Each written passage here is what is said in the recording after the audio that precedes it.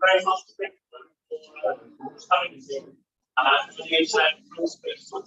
I'm going to share with the forum. I'm very, very delighted that you all made the and I think it's going to also join us tonight. We are live streaming this. So if you've got friends who wish to do let them know to go to our YouTube channel and find the type of Emerging Council. And then on that channel, you'll be able to see the live stream. Just to let you know that there shouldn't be a fire alarm this evening. This one plan, if there is, run with us. So anyway, we know the exits. And of course, doing a fantastic job the team still there. It's a good little thing for us and grab a break if we need to. And we've got Smart here, who's leading a bit of a presentation exercise of several councillors here to support the councillors' response. But I know that hasn't come up in the open forum there. So what I'd like to do first is there's some councillors online but also in the room. So I'd just like them to just put their hand up and introduce themselves. So you may not, some of you may know your councillors, some of you don't. So I just want them to put their hand up to see who they are, what ward they're from, and that way you can give us basic points for our afterwards for the case. I'm Natasha, I'm a councillor in Big Market. Please don't grab my face, you can speak to me if you want to. Hi, I'm Councillor Billy Christie from Lavender Field. Hi everyone, my name is Osama and I'm the councillor of the cricket team. It's in fact where we are at. So,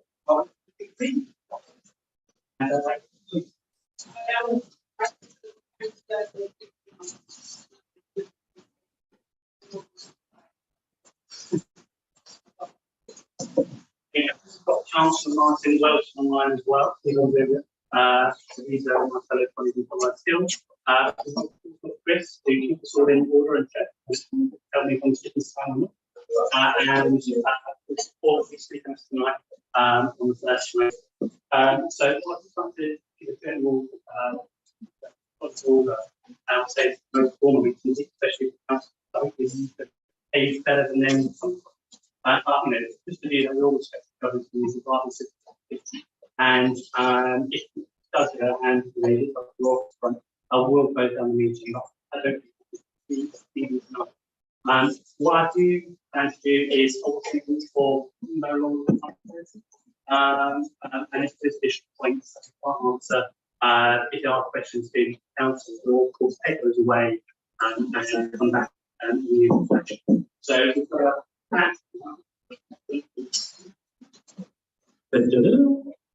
so we've got a really, really important agenda tonight. So many of you know about Morrison's moving into the central professionals and the future of the council. So this is why it's really important to hear what are the answers, what possible in future plans. We've got Natasha talking about the future waste collection and street cleaning services. Many of you I know have sent many cases to the councillors. I've got many as well. We'll make sure it's best service.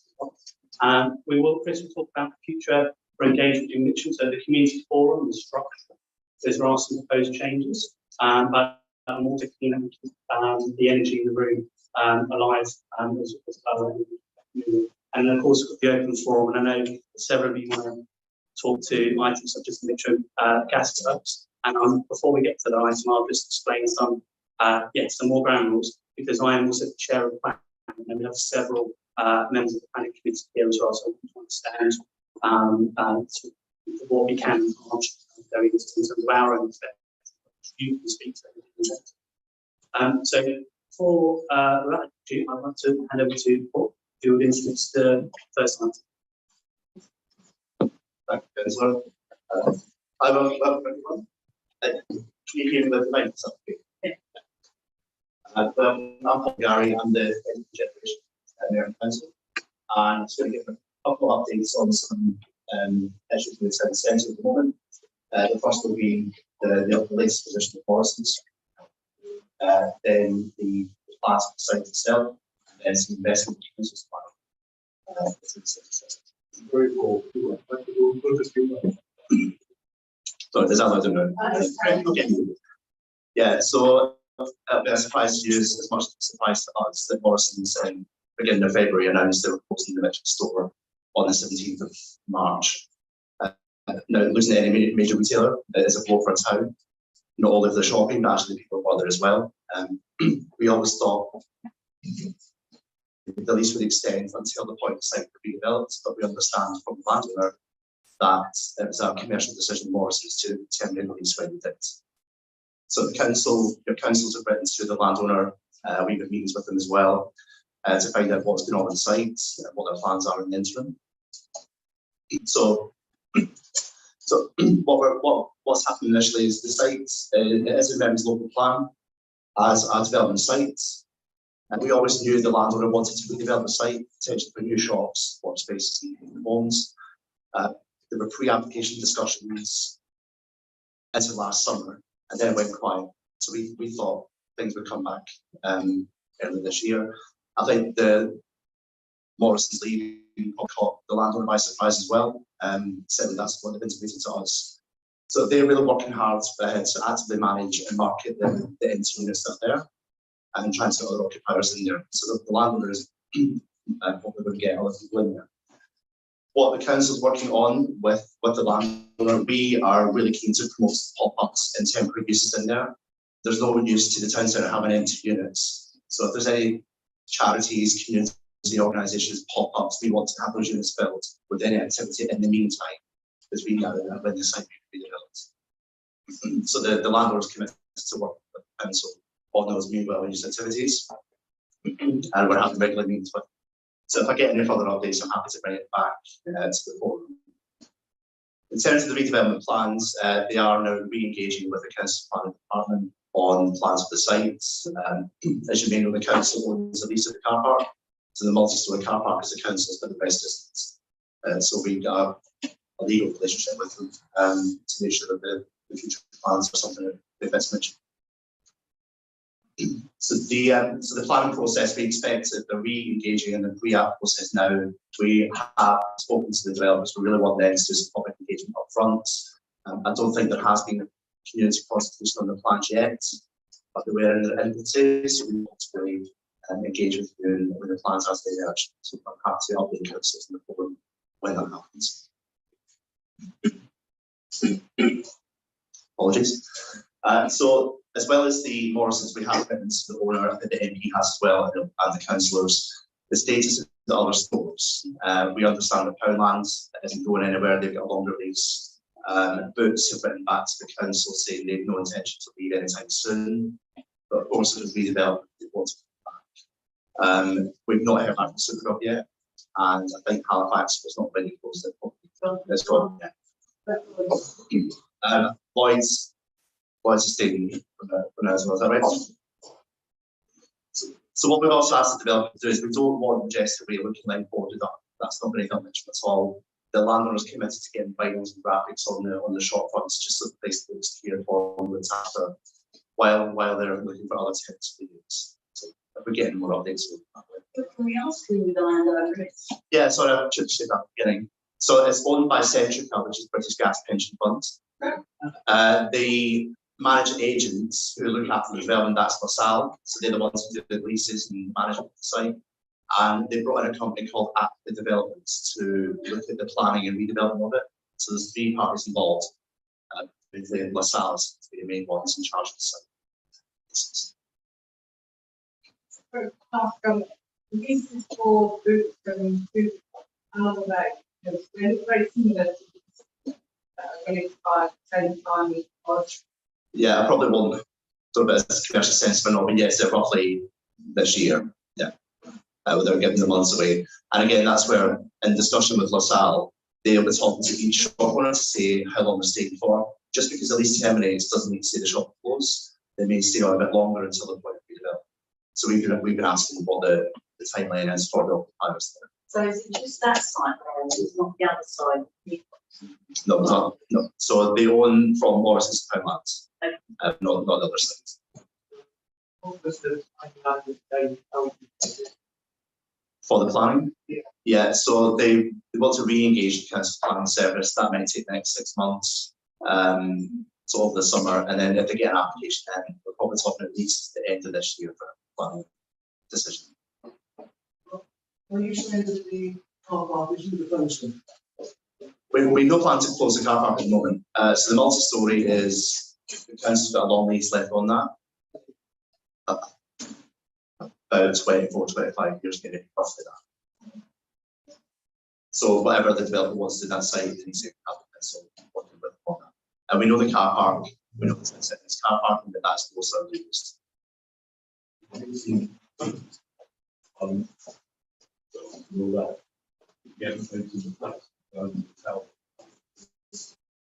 So I'm going to, what I'm going to do is give the final update on what the council's doing, then I'll come back to that question if that's okay. But in the local plan, the council has designated that site parameters of this housing. We haven't seen the design yet, so we'll scale the master up. So the final update before take questions on the floor is what the council's doing. Some of this the council was doing anyway, but it's more focused now that we know what's happening with Morrison's. Through the council civic framework, we are in recruitment currently for a town centre manager for Mitcham. It's something we felt Mitcham needed for a while. There's other town centres in Merton where they might have a business improvement districts, they may have a business association already, and we feel that Mitcham really needs that. It's good to the community forum here for the community voice. That isn't really a forum for businesses yet, or maybe there is one we don't know. So we really want the town centre manager to be that link between local businesses and the council. We feel that's something really missing in Mitcham. So it's to give businesses a voice, maybe find out who's out there, who's operating these things, so try and manage the town centre better. That will also be a role where it's a link to the police. We know we have a thing called locations board, where council officers and police and our safer neighbourhoods team work together in any ASB issues. So the town centre manager is critical in looking after the town centre in that respect. So that's a role where we've just done the job description. That'll be out to our next week, and we hope to have that role in the next couple of months. Final update before questions. Another role which we are looking to commission out is, if you remember, probably 2015, we've done a lot of events with Mitcham Market. We tried to revive the Market Square. We had money from the Mayor of London, and when we had the resource, it worked. And the minute the resource wasn't there, it never worked. So we have recognised the market isn't as sustainable as it is now. Love the stockholders out there, but we need more of them, and we need greater variety with it. So with the council, we'll be commissioning a market operator. So like perhaps a company, but certainly a market manager, but a company who can bring stalls from elsewhere and really market and publicise the Mitcham markets of place to go. So we want to bring more stockholders in. We're open to run more events, so it may not be as market stalls, it may be food, it may be music. We're open to any ideas and suggestions there too, but we want to get that person in to work with the council to manage the market squares specifically. So that's a couple of updates the council's invested in. Happy to take questions, and if I suggest maybe 2 or 3 at a time. Man at the back says his hand up for a while. Yeah, I'm sure we all realise the fact that Morrison's closing, the level of customers in the other shops will drop. And although they're saying they're not going to be doing anything at the moment in relation to still being in Mitcham, we all know that as far as business is concerned, it's all about the level of customers. And you'll find that Superdrug customers of Boots, even Poundland will drop because people won't be going to the town centre of Morrison's, and then all perhaps go to Middleton elsewhere. So the amount of people actually in the town centre will not be as heavy as it has been, which might have a knock-on effect if it's left for any long period of time. Yeah, I absolutely agree. So that's why we're working with the landlords to make sure that something's in there and ends for it. I do think it's in the national press. I think Morrison's have had a rough time nationally. They're now not going to be a supermarket. I think Aldi and Lidl are beating them. Maybe that's playing out in Mitcham in terms of how profitable that store was. But yeah, it's something we need to watch because if the football drops around, the danger is other shops. So, Morrison's, as we all know, the heartbeat's going up because they sold everything. Older people, all online and have things to do with it. We went out every day, it was a meeting place, and it got healthy elderly fit because you walked there and walked back to the shopping. You can't do online and everything delivered. And it was a social gathering for a lot of people would meet people and chat, which really did affect all ages, but senior citizens, you know, they're getting health and exercise, it's going to be devastating, heartbreaking. But I'm just really trying to think that you could replace it with another supermarket because you can't all get on buses and go to Sutton and Tooting and wherever to carry heavy shopping and have it delivered online. We do need really another supermarket for senior citizens, for everybody. It's convenient, as you know, Morrison's is like a giant coffee shop. It's sold everything. If you can try, please, to get a supermarket. So I absolutely agree with you. It's not just a shop, it's another experience. So we are working with the landowner. They've got agents that are trying to market it. Just saying as well, when Morrison closes on the 17th of March, it doesn't mean to say they're out. I think Morrison's might be stripping out furniture, shelves, etc. But I know the landowner was actually asking them or working with them to keep some of that infrastructure in the shop, because if another food retailer is interested, it's handy to have the fridges and shelves and all that there. So until we hear back from the developer, we don't know, but that'd be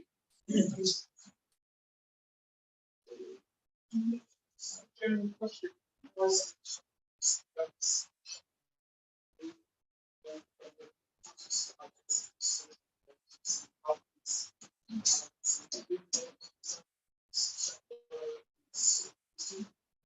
yeah, so it is a concern of us, and that's why we're looking to invest where we can. So the reason we're looking at town centre management in the market square is council owns those spaces, we can approve and run what we want there. The challenge really is where we don't own the building, we've got no control over who's in there or how it's marketed, how it's let. And I think that's where we need to look at public realm in the space is actually, if we can animate Mitcham ourselves and bring a bit of life to it, that may encourage people to move into shops or other creative businesses to move in. But it's a challenge we can do it. Yeah, a two-part question really. Did you get anything specific feedback-wise from Morrison's as to what their reasons were, and have you been able to take that on board in terms of future plans for regeneration of the site? So, for example, an idea in my mind was that the site is fairly small for a supermarket on average. Is there a possibility to maybe do a deal with the landowner to perhaps expand it onto the first floor in the car park to allow a better site for another supermarket chain that might make it more attractive? Yeah, I think if the landowner comes forward with any suggestions to build, we will listen to them. I think the challenge at the moment is Morrison's did write to the leader of the council. Off the top of my head, I can't remember what it said, but I think there was partially that national picture of Morrison's nationally. I think locally as well, Morrison's really are, other supermarkets to the big four are struggling with the likes of Aldi and Lidl who really are stealing market. Again, market share. If you look at Mitcham, there's lots of Lidl around here. There's one in City, Brighton Roads, Stretton Roads. College was getting a new one, there's an Aldi at College as well. Within quite a short distance, there's a lot of these competitors, and I think Morrison's have been competed out really. The other factor may well be is because they're the least in the building, it wasn't a Morrison's site. There's often big supermarkets like Morrison's have owned the building, they own the car park. Perhaps because it was leased, it just isn't something they were invested in. But I don't want to speak on behalf of Morrison's. About the community food as well, access to food, and it's not necessarily like rely when you look for your needs. So you can find certain things, but not necessarily the full range of food that everyone needs. So I think it's important to come out to the market. Another element is like security and whether a free place will attract antisocial behavior in Mitcham Town Centre, and whether council is sort of liaising with police, or if this is, part of the conversation, like to try and keep it, try to avoid it becoming some sort of harm or unpleasant behavior. Yeah, yes, absolutely. So that's why we're working practically with the landlord. We don't want that as both things. We want to make sure, and councils are on top of the landlord as well, making sure they are marketing the units, that we get updates regularly. Retail's changing, the high streets are changing as well. Some of it's not all about shopping anymore, it's about experience. So it could be cafes, things that open at night, home cinemas, all of that really. So I think we need to be adaptable to anything that comes our way, equally presenting in the community, looking for space. So I know through elsewhere in my work, we've got a few suggestions from charities who want space. Empty shopping units are great for that if the landlord allows them to go in. So where we're at the moment is the landlord has had to work with us on these suggestions. We're not yet clear what the timeline is of how long an empty shopping unit might be there for, but we will get.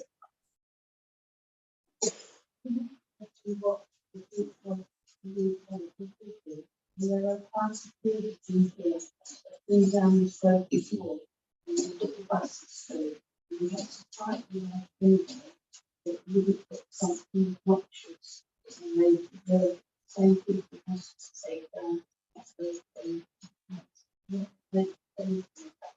what build is going to do. It's not just going to be short. No, it's not. So in the local plan, so I'm not sure what Rob has for about, but so the Morrison site, which includes the Morrisons, the shops at Poundland, the multi-storey car park, and the ramp at the back. That's the site we're talking about. It's in Merton's local plan. It's designated for town centre uses, so that could be retail, shops, or workspace, or cultural spaces, and it does promote housing above it. So that's the language, is that there's no designs to share at the moment.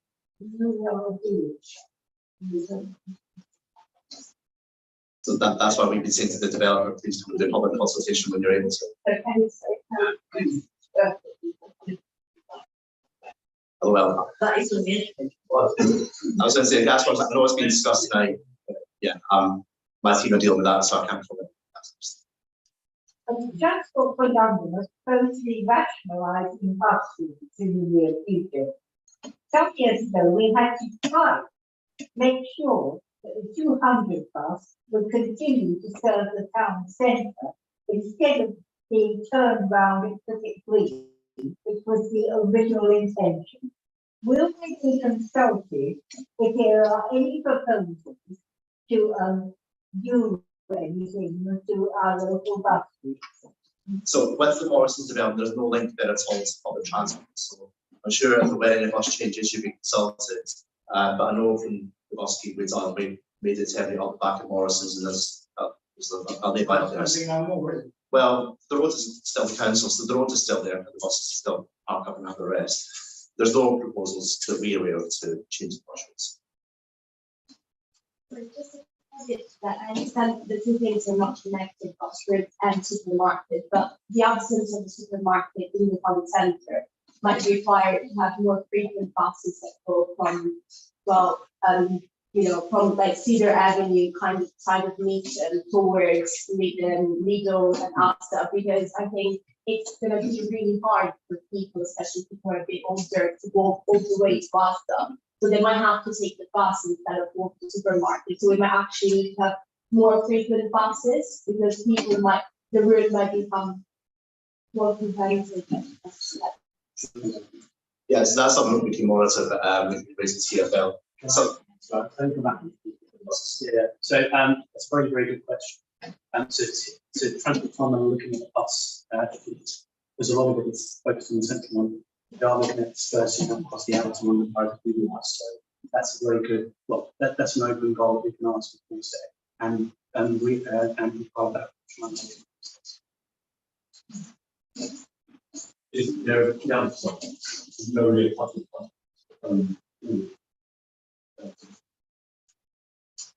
Interesting. That's the question was: is it just a couple of companies that own the town centre? Across Merton, it's really mixed. Morton's completely mixed up in terms of ownership. Yeah, most of Wimbledon is pension funds owned block by block. In Mitcham, the London roads and the buses go north of London Road. That's pretty much every independent shop, every individual shop is privately owned. The ones where I know there's a major landowner would be well, the Morrison side, that's Centrica. Across the road from that, where Farm Foods is and Ecox, I understand that's one owner. But everything else in town centre is private.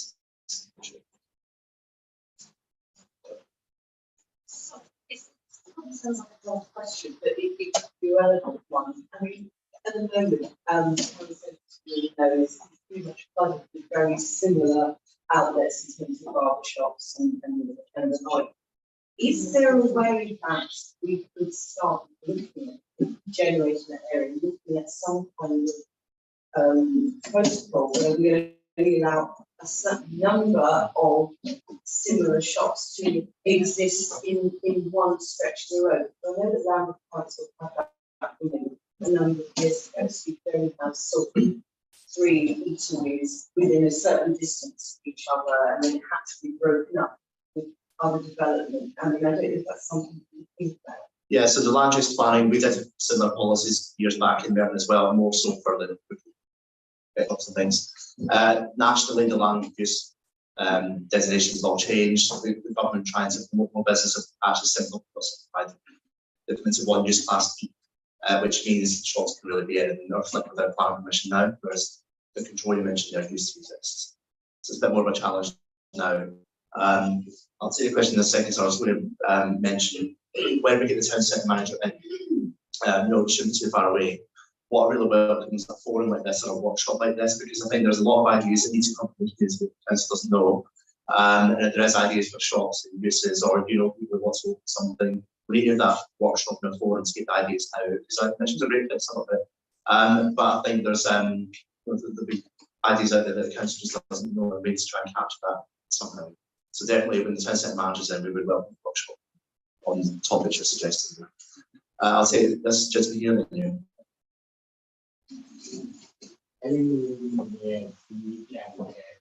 When idea. Another thing is very to I don't know if there is whatever monsoon is moving down and upset about also whatever is to gain. Because I don't know and pull that man it's too high and I can't sell the mobile online and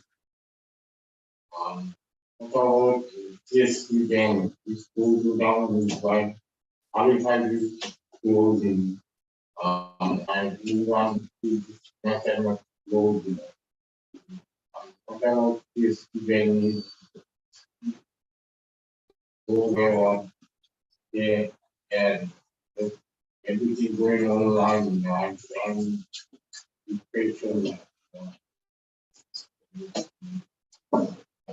Yeah, so I understand concerns. I think even before COVID, high streets were changing anyway. There's a rapid change in retail and banking just going online. It is a specific challenge for many people who just don't like online banking. I think, and I hope the councils will correct me here, I think we get a service in the library where people can go into the library and meet banking representatives no matter what bank you're with. So if you're not comfortable with internet banking, there is that service in the libraries as well. Not sure if it's all the time, but it was Barclays and yes. So I think if you, as I can understand the concern banks closely, but you're right, the post office does it really that service in mind. So I can't remember last time I was in a bank, but I'm not. Yeah. Sorry, the gentleman at the back, and then.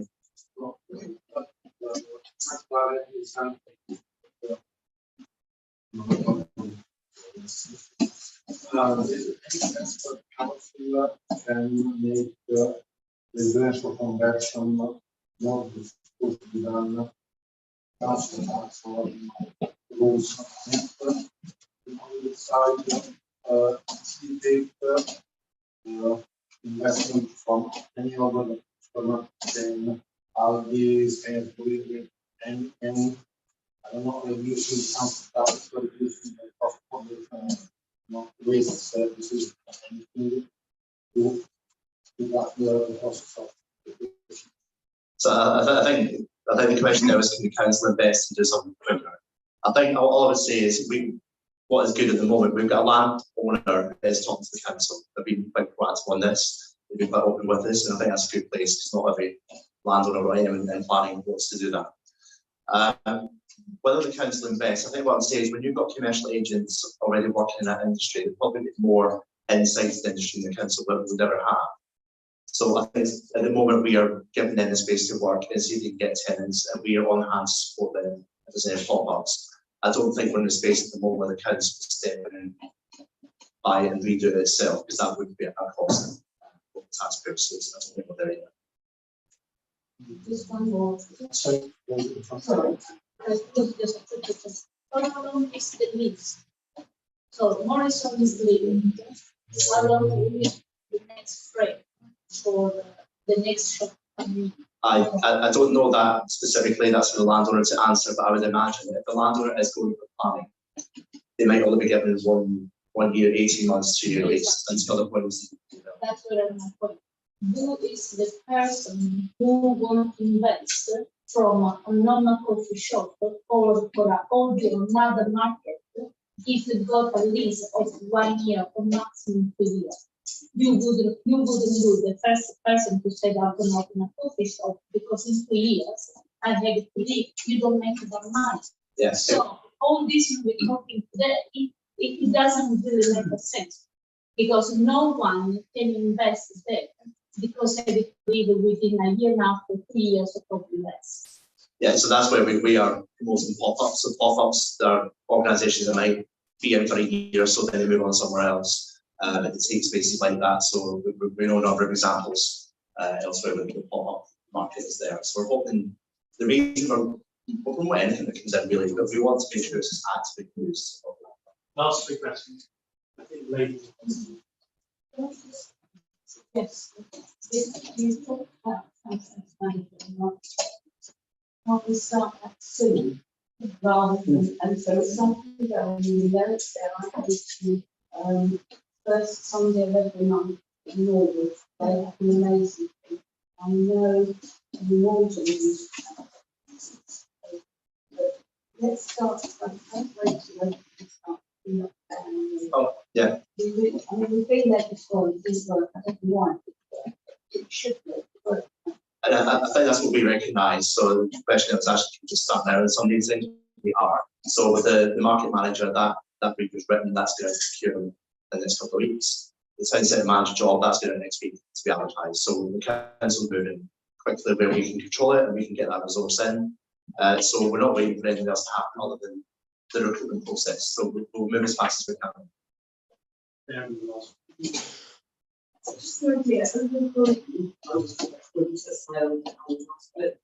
There's a company called Secret Cinema who purchased Devils and actually temporary really rather great class to cinema.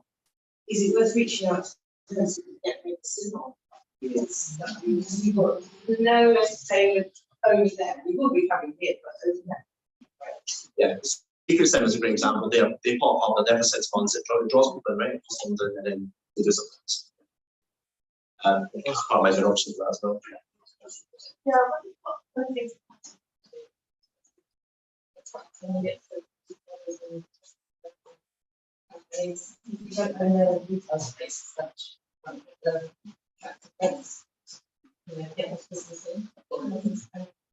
So yeah, you're right. We're limited to all the buildings, but we do offer business rate discounts. So new businesses moving in or startups, so we can we're quite flexible in what business rate discounts we can offer. So that gets people in answered. Yeah. We also, I think, the role of town centre manager will be as well is we know this from the census. Demographics are changing. Our neighbourhoods are all changing. We need to understand who's in Mitcham, who's going to spend money here, what do people want, what they're going to do. And I think we get that demographic baseline of what Mitcham is now. that's what the market to potential retailers and investors to say, you might have thought Mitcham was a city village, and then it's like, no, there's loads of people here who want to spend money on things. So I think that demographic analysis of the spend power is probably something we don't have yet, but we'd like to get into that one specifically. They don't. Morton's got a forum where some of the businesses meet each other, but it's not formalised. Wimbledon Village is a business association, it's been going for years. I think you're right, about 10 more years ago we did. Yeah, so we're involved in, So we've got Wimbledon's got a bit. The reason we don't have business in Boom District here is it's a top site of business rates, and Mitcham just doesn't have enough business rates to support business districts. Final one was we've commissioned Merchant Chamber of Commerce, and they are reaching out to local businesses as well at the moment to give us that baseline of who's in Mitcham and around this visit, not just to see if there's any who we can work with and bring them in. Thank you, Paul, as well. Thanks very much. So I think we heard a lot about the pop-ups, including a great idea of Secret Cinema. Simple price on the news in that for the town centre manager, and obviously the marketing market. And I mean, I have concerns obviously about, we know the campaign has been run previously about post offices, so it's an action there for us. Paul talked about when we get the town centre manager in, can we actually have a formal workshop? I think it's a fantastic idea, so we'll take those in action. You all can engage in that and what the priorities are for that town centre manager. And finally, I think it's a way to buses. So given the rationalisation of the TfL fleet, how can we ensure that we get our fair share as well for increased numbers of buses? I'd just like to thank very much Paul for coming and speaking to us this evening, and if you could give him the usual statement as well. Super. So we're going to now hand over to Natasha to talk us through waste collection and clean streets. Hello. I hope I can follow that, and I hope this is a positive meeting and a positive way forward, because we're starting quite a low base, so let's go over it. So yes, this is just to talk you through a decision we took yesterday in Cabinet, which was to outsource our bin collections that we're currently doing at the moment, and to insource street sweeping so that we take control of that. And this is just to talk you through the reason we've made that decision and what's going to happen next. So just to take you back to how and why we are where we are. So we all know that there's been issues. As I became a local councillor in 2018, and between Clarion and street sweeping, my inbox was overflowing. So what are the issues we had with the service? So the original reason we outsourced was to save money. It was to save money. It was to try and deal with some more austerity issues that were coming down the line, and we were just trying to make as many savings as we possibly could, which meant we had quite a loose specification. So it was more down to the contractor about how and when they would clear things. When we outsourced the contract, we also outsourced the monitoring to what you might have heard of as the South London Waste Partnership. So that meant that it was hard for us to rectify things when they went wrong. And there was very little flexibility and very little responsiveness when issues did arise. So we all know what that's meant. That meant that we weren't happy with the state of our streets, we weren't happy with the responsiveness to reports of fly tipping, and we were, all of us, kind of battling through this. So what did we do? We took a decision in October to end our current contract with Veolia, which is our current contractor. And the first thing we did was launch a public consultation. So we've had over 2,500 responses to that consultation. We did that online, we did that in person, we did these pop-ups in the high streets, including Mitcham Town Centre. And we also did a telephone survey, which was more representative of the boroughs. It gives a nice baseline of responses. So what did we find out? So you can see here from 2017, which is when we first outsourced the service, to see where we started off when we first outsourced. And then there was a big dip in terms of our waste collections, recycling, satisfaction, and street cleaning. That dropped right down there in 2019. But as you can see, for collections and recycling, that improved and has been continuing to improve throughout the time. So that's things like your wheelie bins and your food waste collections. Now, I'm not here to say that they're perfect, of course they're not, but if you think about how when we first had wheelie bins and the way that they were received, you think about where we started and where we are right now. We now have the 7th highest recycling rate in London. We have a really, really solid food waste collection, which some councils are now starting to adopt. So we're kind of ahead of the game in terms of waste management in this borough, so we're in a good place. But our street sweeping hasn't recovered and has stayed low and has continued to be low.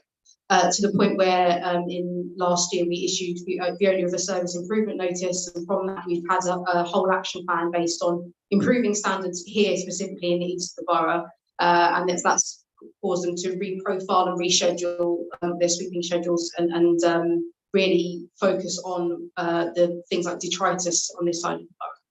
So yeah, the collections we can see are vaguely are quite solid, but our street sweeping needed it needs to be looked at. And fly tipping, street litter, and overflow bins are our biggest concerns. Of course, they are. They're the things that we all see when we walk around the borough. So we did some special analysis of people that live in flats, because as when I took on this role as lead for local environment, one of the things I keep saying is if our collections don't work for flats as well as they do for front doors, then it's not working. Because if you're living in a communal space and your collections aren't working, then the service isn't working, because you've got thousands of people that are affected by it. So we did some special analysis on those areas.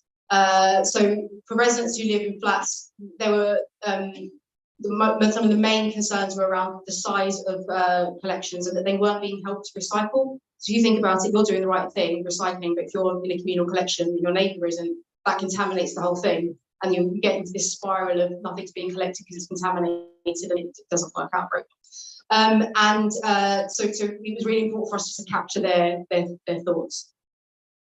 Some of the other feedback we got around, so people generally quite happy with Garth Road, and those that do use the booking system were quite happy. I know that it's controversial at first, but actually if you can book a slot and not have to sit in a queue, it's working out quite well, and it's really good for people that live in lower wards and don't have to live with all the fumes of people queuing up to come in and the congestion that can cause. We've talked around things about bulky waste collections and garden waste collections. People were satisfied with when they used it, but again, there's concern around the cost of those services. And unlike neighbourhood recycling centres, now they can be fly tipping hotspots, but are also helpful to people who can't get to Garth Road. So there's a balance here for us. Currently, we clean them 3 times a week, and we're trying to stay on top of them. But when people decide to fly tip at these locations, it's very hard to then do the cost of having to keep sending crews over. So the conclusions that we came to was, as I said, our collections are quite solid. Our street sweeping needs improving. Fly tipping is a massive issue for people, and residents want to be able to recycle, but understand what needs to be recycled and have better communication from the council around that. The least satisfied area is South Wimbledon. Now, if anybody's ever walked down Merton High Street, you will know why. We've got to a much better place than we were a couple of years ago. When I first had my son, I used to call it buggy slalom when you're going around all the black sacks and you're trying to just get down the high street, because businesses and people living above the shops were just flinging everything out on the street. We're in a much better position now, but when we did this survey, that completely rang true. And we need to address those issues around flats above shops and people living in communal collections. So we took this away, we looked at all of the options available to us, and genuinely every option was on the table. We didn't go into this process thinking, oh, we want to bring it in, we want to take it out, we want to create our own company. We just wanted to see and try and deliver the best service possible. So the options we looked at was contracting out, bringing the service back in, creating an arm's length company, or doing a joint venture where we partner with a private company and try and do some kind of agreement with them. But ultimately, there was this sort of that's a bit too complicated. So these are kind of this is the sort of analysis we ran everything through. So yes, finance is important. What's also important is how we can actually do the service, if it's going to work, can the council handle it, and if it actually delivers on our objectives of trying to keep this borough recycling. So we basically narrowed it down to two options, which was contract out or bring back in, because creating an arm's length or a joint venture became very bureaucratic. You suddenly start spending money on having a director of a company and a board of a company, and actually we want to bring service closer to people, not further away. So we ruled those out. So we looked at contracting in, which, you know, we do have control over service from contracting in, but it could be more costly in some cases. When you contract out, you do access to the technical knowledge from the wider market. You're able to have greater resilience of your service. So if you think back to COVID, we were one of the few councils that continued to have collections. Some councils stopped them for a few weeks because they couldn't handle the sickness. But because we were joined up with a larger partner, we were able to pool on a larger amount of resources. And if you think about the driver shortage again, we managed to keep going because we had access to a greater pool of drivers, and that gave us some extra resilience. So we did an evaluation of the scoring, and what it came out of was to outsource our our collections and insource our street sweeping. What we're going to do now is focus. So that was phase one. Phase two is now where we hopefully will drive the improvements, because we've got to start working on our specification. If you remember at the beginning of this, I said our original specification wasn't very tight. What we're going to go for now is a specification that is much more prescriptive, as in you will sweep this street on this day and it will be done to this standard, rather than you will sweep this street to this standard and you decide how and when you do that. So we're going to become much more prescriptive. We're going to do things like try and share the schedules online so that you can see when you can expect to have your street swept, and everybody knows what is expected of the service. So this is just kind of like the sort of things will be said within the specification. So what happens now? So we've made the decision to go ahead with this mixed economy approach. So that means the officers now are busy going to the market and asking them to respond to what we would like to do. There's a risk here that the market doesn't want to do this for us. This is not the standard way of delivering these services. Normally they like to do everything all together, so they might turn around and say, actually, this is us, and at that point we then will have to go back to the drawing board. But right now that work is continuing, and we as a cabinet will start to go through that specification and trying to work out what things we can add in, how tight we want it to be. In the short term, there'll be some very quick things that you'll see happening over the next couple of months. We're improving flats above shops, so we are sending everybody who lives in the flat above street every quarter or every 6 months get a parcel of bags through their door with a leaflet that tells them when their collections are. We're increasing their collections to two a week rather than one, because these places generally have less storage. And we're also going to take Garth Road on the road. So we want to bring Garth Road closer to people who don't have cars, because it's okay if you've got a car, you can go to the tip. If you don't have a car, it's quite hard to get rid of bulky waste. So we're going to try and we're going to do a pilot of bringing Garth Road closer to the community and closer to places that aren't easy to get to Garth Road. So Garth Road on the road is what we're going to do. Yes, that's it. So happy to answer any questions, take any comments, and thank you for your time. Should just say for off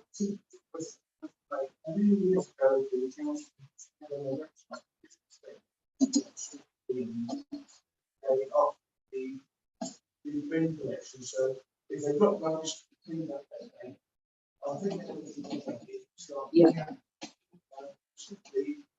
most of the street cleaners I see do see a lot these days. Those foot roads, they walk along, they see it in which ends up for a lot of smoothness, like staying there. At the end result of it, it's not very up.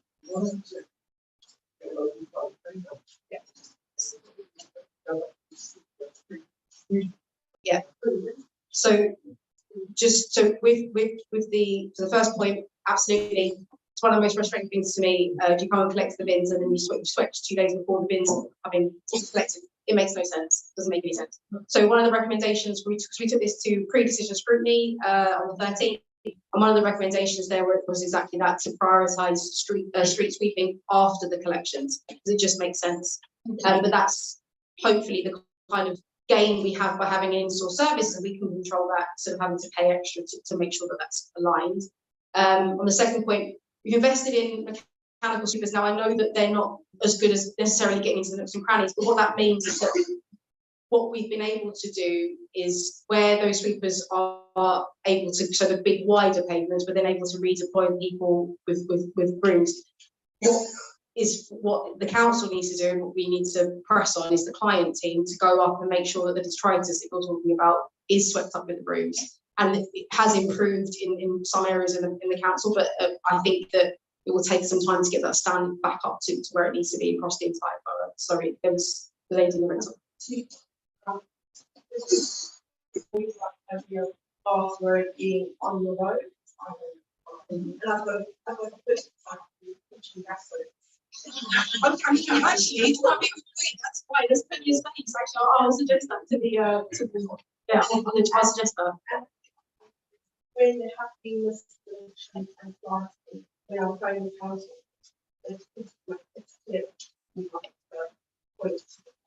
No, thank you for that. And actually, that's the point. That I know it's frustrating, and I know that it is hard, but the council is quite responsive in terms of dealing with issues when they are reported. They have to be reported. So I encourage everybody to use Fix My Street. It's helping us deploy enforcement. You don't like Fix My Street? No. You call them? Yeah. That's great, but also if you can download Fix My Street on your phone, that's really helpful, because that spits out some data from the officers of the council. They get a heat map of the entire borough, and it says there's fly tipping here, there's fly tipping there, and they can deploy enforcement officers into those areas. And I wouldn't do it on corporate road. So you've got a specific issue there, because you've got a mixed use with Clarion, and we're into it. Billy and I are going backwards and forwards about who should be doing what. So I hear sorry to. Yeah. So not support the actually there is a mistake or not, because we pay The same. Yeah. And then obviously if it comes now take over, we should be paying less value. So we need to understand what's happening there, because we are 1 year later, we're still waiting all the things we need. Yeah. It's almost 1 year. Yeah, there's an issue. I think Clarion would still be maintaining their estates, but the problem is when Clarion claim that isn't their land is when we get into issues. But it's something we're trying to figure out, because I know it's insane. I'm sorry, we've been chasing them backwards and forwards, and it's getting to ridiculous levels now. Sorry, no. Well, yeah, I have to know that they're saying stuff. Because I'm not a great thing. But they know that I need help, and they think my business back.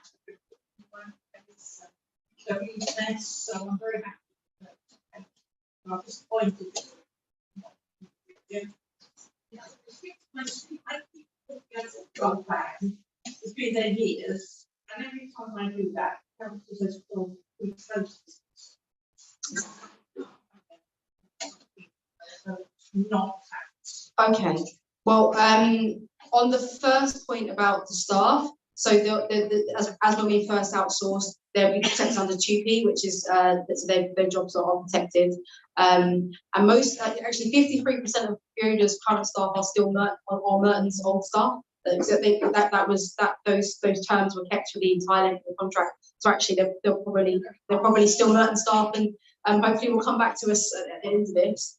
On the second point, on abandoned vehicles, I'm happy to take that case away and have a look at it, but sometimes cars do have MOTs and insurance, and you don't. Sometimes they do, but we need to pick it up. But I'm happy to take that away and that's specific. Yeah. Yeah. You just put in their registration number, and it will tell you. So that might be what's happened. Well, if it's legally there, with the council can't remove it, 'cause it's somebody's car, they just parked it for a long time. I don't know. It's not, if it is, it is. just how about we get the case afterwards, and I'll take it away. Sorry. Yeah, I can't. Ever consider having an enormous a skip in a road? So this is the reason we're going down the route of this mobile Garth road rather than a big community skip. Is in the past they've been abused and they've just been people pile stuff in. And actually, what we want to do is recycle things. So we're taking Garth Road, which is the household recycling centre, on the road.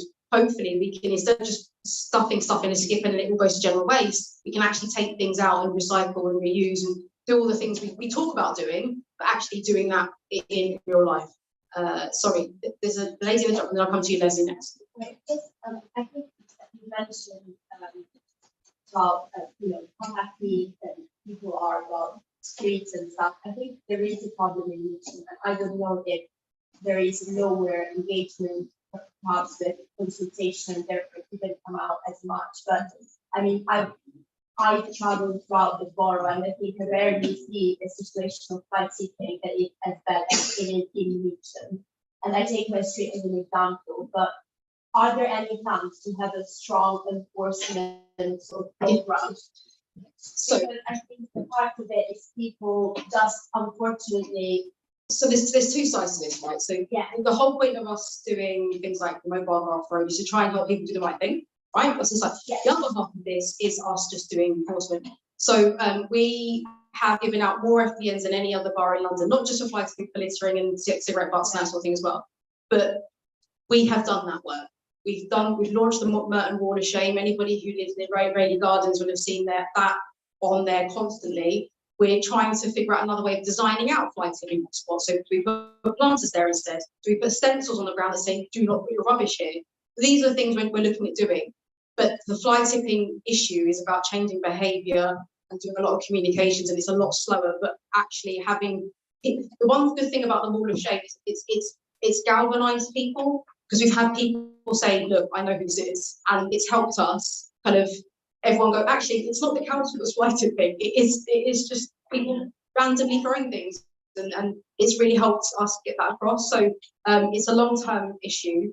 It's not just Mitcham. It is the only place I would say there isn't a lot of fly tipping is in the village, actually. And yeah, it's the very so but that's I will buy it's not just part of this borough, it's across London, and it's not just across London, it's across the entire nation. There is a national epidemic of fly tipping, and we need a whole national strategy of just how we tackle fly tipping, because it's everywhere. It's something about this, the nation that we live in, that does this. So Leslie, you were next.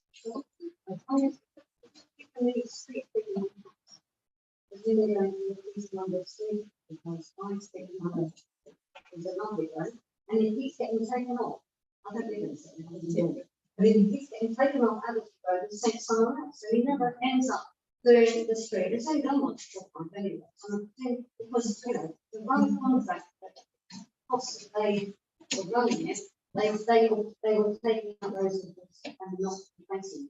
So they had not enough residents at that time. The other point is, the litter comes from those very tiny recycling boxes, and you cannot put a lid on them. So what you need is a medium-sized wheelie bin, quite frankly, because they just get blown down the road. Because people pile them up with bottles of water, they just pile up like that. And Yeah. when the bottles pick them up, they drop something, they still don't pick it up. I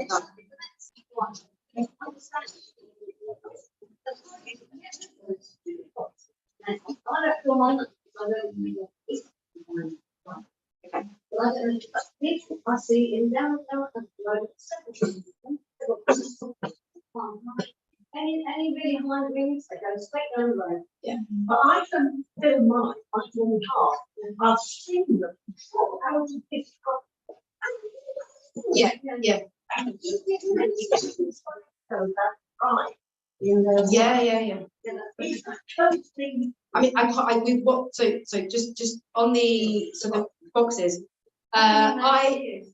look, But given what happens for us to get the wheelie bins that we have in this borough, I'm not sure going to everyone and say, hey guys, we're going to have 3 wheelie bins outside your house now. It's necessarily the right thing to do. Having said that, this is an opportunity for us to review the market now and see what's out there. So for example, I get a lot of complaints about boxes opening freeways. And I can't stop the foxes, but is there a better design out there now? So there might well be a better design for this way of separating out the waste. In some councils, they just combine it all, but actually they're moving towards our model of doing the 3-way stream. No, but the 3-way streams is helpful because it reduces contamination, and it means we get better quality recyclers, which means it lowers the cost of us doing this whole thing. What we did do, we started giving away nets to go over the top, which worked out quite well. It did work out, it still worked out quite well, but we need to do this on a mass scale, and actually this is the time to do it. Sorry, did somebody at the back have their hands up? Sorry. I want to just comment on the community skip idea, because I appreciate that before it's unregulated, then it doesn't work at all. People abuse that. There are models used in other parts of the UK, so I'd encourage the council to think of them as well as staff road on the road. So, you know, mobile recycling centres and staffed community skips, as in staffed by the community. Yeah, well, that's the difference. I mean, I will do whatever I can to avoid just having general waste piled into a big skip and then just send it to the energy recovery facility. I want to avoid that at all costs. Yes. But what will happen for the mobile golf road is that we'll have a cage tipper that will take general things. We'll have a vehicle that will take things like furniture, and you have a vehicle that will take things like textiles. Yeah. So we're sorting. So it's not a community skip, but we do allow for that type of, right, I just need to get rid of some bits and bobs as well. Yeah, I was just going to say that with the community skips that I've read about online, they do end up becoming recycling centres of sorts. They end up becoming swap shops. Yeah, sure. So I think it's not an either or. But I just wanted to ask, you referenced Cabinet talking about the future of waste management based on the responses that you've had. Obviously, Cabinet is all Labour, and there are other political parties within the borough. So I wondered how the other councillors. So on the 13th of February, we went to pre-decision scrutiny, which is cross-party. I spent 2 hours with members from opposition parties just to take them through how we got to this decision. We've agreed from the recommendation there, once the spec. So the thing about the specification is that there's a cost implication. So if we add more things in, it costs us more money. So once we understand the envelope of that, we will go through Cabinet and we'll go back to scrutiny with this, so they can scrutinise where we, you know, the thing is with this, I want eyeballs on it because I don't want to miss anything. I don't want to suddenly just find that we haven't thought of something. So there's no benefit in us doing this behind closed doors. That's why we went to pre-decision scrutiny, and that's why the spec will go back to scrutiny again. So yeah, it's definitely it's an open process. Yeah. So, sorry, this gentleman was first. No.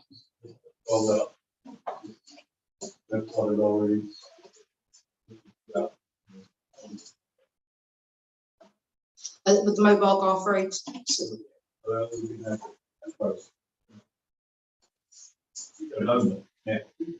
Yeah, we own all the trucks still. Yeah.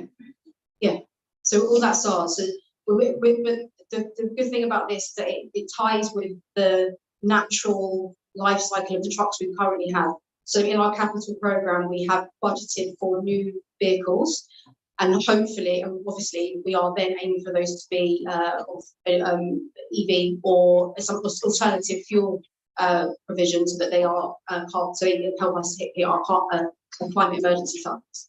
So it's all married up like that. So we bought the new trucks at the same time we outsourced before, and it will tie up now.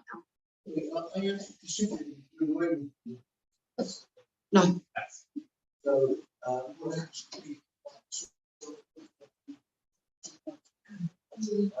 congratulations, that's really good. You're an exemplar very impressive.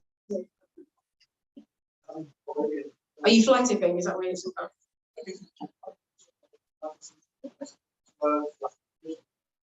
Okay.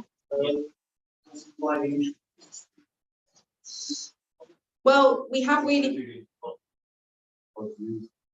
with wheelie bins, they've driven up our recycling rates. Most councils are now moving towards this. The government's doing the whole government's environment bill that's still has an account of going through Parliament. Is that their waste strategy is about containerisation and is about this model because it means recycling goes up and you end up with food waste, which is really good to take out of the waste stream.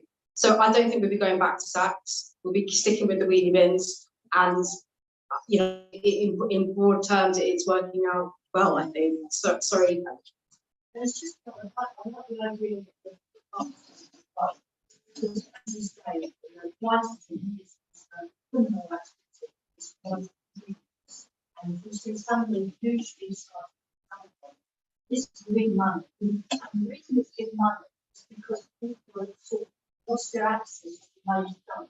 If you haven't got you know, a car, you can't do it. So what's the easy thing to do? Someone comes around your house, I'll give this to the market. And if we have more access to these, our social funds, it's going to stop these people that are being paid to fight it.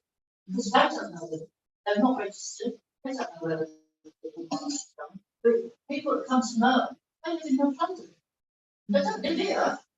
They just want to fight it here. But we have to live here. Well, it's all across London. It's all across the nation. If you live near a country, if you live near the motorway, you'll see, everywhere. Sorry, sir. The based elections are. So we've done a bit of analysis on this, and actually ours isn't. So we're kind of mid-table in terms of costing. All it is it covers the cost of the vehicle and it covers the cost of the disposal. No, and I appreciate that, but at the moment, all it does is it covers the cost of running that service. So if something like Garth Road on the road works, that means we don't have to look at.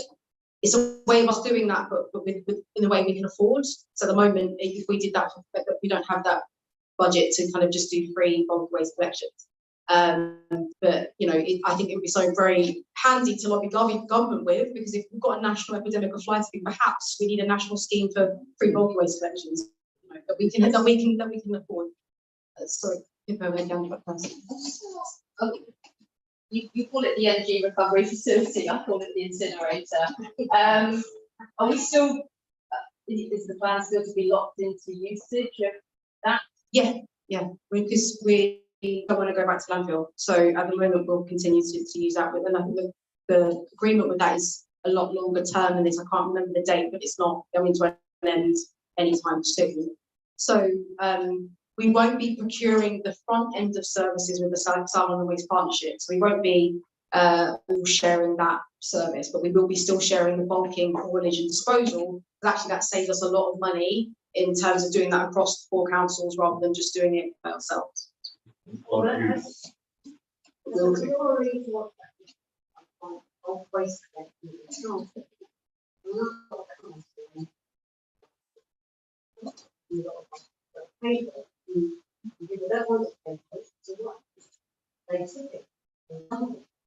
how much does it cost for you to keep collecting the dumps, because people can't afford to pay you to come and collect? I understand that, yeah. It's better that you let people have their waste collecting the bulky stuff collected free, because we could pay council tax, which means we don't have to spend more time going on the bar. I'm not saying that the people that deliver big bands and stuff, I'm talking about the people who, I know, just dump a chair in the street and stuff like that. Because they're not going to pay, so they get 40 quid. So the thing is, I've been through this with the officers and the discussions. And there are councils that have done free bulk waste collections. And if I speak to those officers, those councils and other places that have done this and said everything is completely disappeared because we have free bulk waste collections, and yes, perhaps, but that hasn't happened because the people who want to do the right thing will find a way to do the right thing. If you want to do the wrong thing, can't even bother to go online and book a collection, they will still find a way of fly tipping.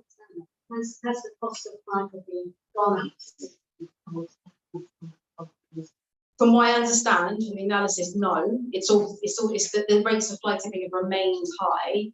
But also the thing to remember is that a lot of the fly tips that we're clearing is linked to things like flats above shops, where you go to somewhere like Green Lane and you've got someone just taking a black sack and dumping it on the street. That wouldn't be part of the bulk waste collection. That's just part of general waste. So fixing and investing in that service should hopefully then bring down the cost of civic clearances, because that is a structural problem with flats above shops. This has come up before. We had requested waste for 8 years and fighting for everything else. So it didn't have that impact. Ask the question. But I have to say that these were like Mitcham and like the area, I think that the majority of the thing that happens is people who stay in the street and charge out, i.e. when they have things and they want to use it more, instead of going to the charity shop, they drop it in front of their house for like months. And obviously nobody takes like old, mattress, like the plastic that. And they no, well, but it's on the street, right? Like I think it's really, it is really, I think shameful, honestly. Like you're straight your face, who don't wrong with the face. I think so. So as we move through all of this, and so this is taking up quite a lot of officers' time and things like that. The thing I really want to do is, the fight against the flightiverse has to be a borough-wide thing, where all of the people here that want to do the right thing are on the same side. And so I'm trying to move our comms and our officers in that direction, and that it's not the council doing this. The council is the one trying to clean it up, and actually we need everybody's help to tell your neighbour. If not, obviously don't put yourself in harm's way, but let's all have a bit of civic pride. Let's not dump things on the streets, because we live here. This is, we all have to deal with it. I wouldn't be complaining about it's not. Anybody else? Think that this is a shared reactive process rather than proactive. Like people want things, they see it, and then that process is different.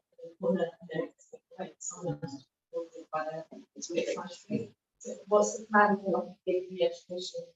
Yeah, so it's a good point. I mean, there's been a lot of that you're a victim of your own success. So we collect all of our flight tickets in 24 hours. Okay, well that means I can just do what I like then. At the same time, if we don't collect those flight tickets in 24 hours, it makes it hell for everybody else. There is definitely a balance in that. We all of us, we have a kind of working task group within the officers and myself in the council, just focused on flight tipping, and we're looking at how we can do better communications, and the Merton Wall of Shame is part of that. I know it's not everywhere, but it genuinely has helped us identify places, and it helps to stamp out really chronic issues. Because the thing is, with those really local hotspots, it's people that live right next door. It's not someone coming in. It's you live there, and you've just got into the habit of leaving your rubbish by this tree. So by kind of showing them, it's like, oh, actually, I shouldn't do that. So we do better communications, and we are trying to get the resource we need to bulk that up a bit and be a lot more, I don't know, a lot more forceful with our messages around flight tipping. Sorry. Yeah, so we've invested in more mobile CCTV. So there's kind of CCTV we have now, instead of the ones where you have to spend £100,000 putting up. We have these mobile cameras that we go to we'll go to a hotspot, put that up for a few months, and then we'll move it to another place. So we've deployed those across the borough, and we are using them as much as we can. But the thing is to say about CCTV, it's not a silver bullet. It doesn't just stop somebody just because there's a camera there, and also it takes resource to go through the footage and find someone. So it's not the thing that stops. It's part of the solution, but it's not the solution. We where we can, we have invested in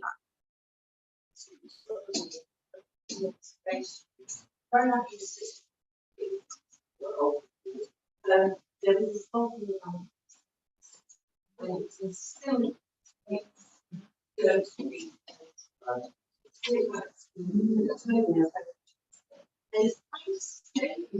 it's just so great. And I wonder, it's just like this. It's kids, young people too. They would just check stuff.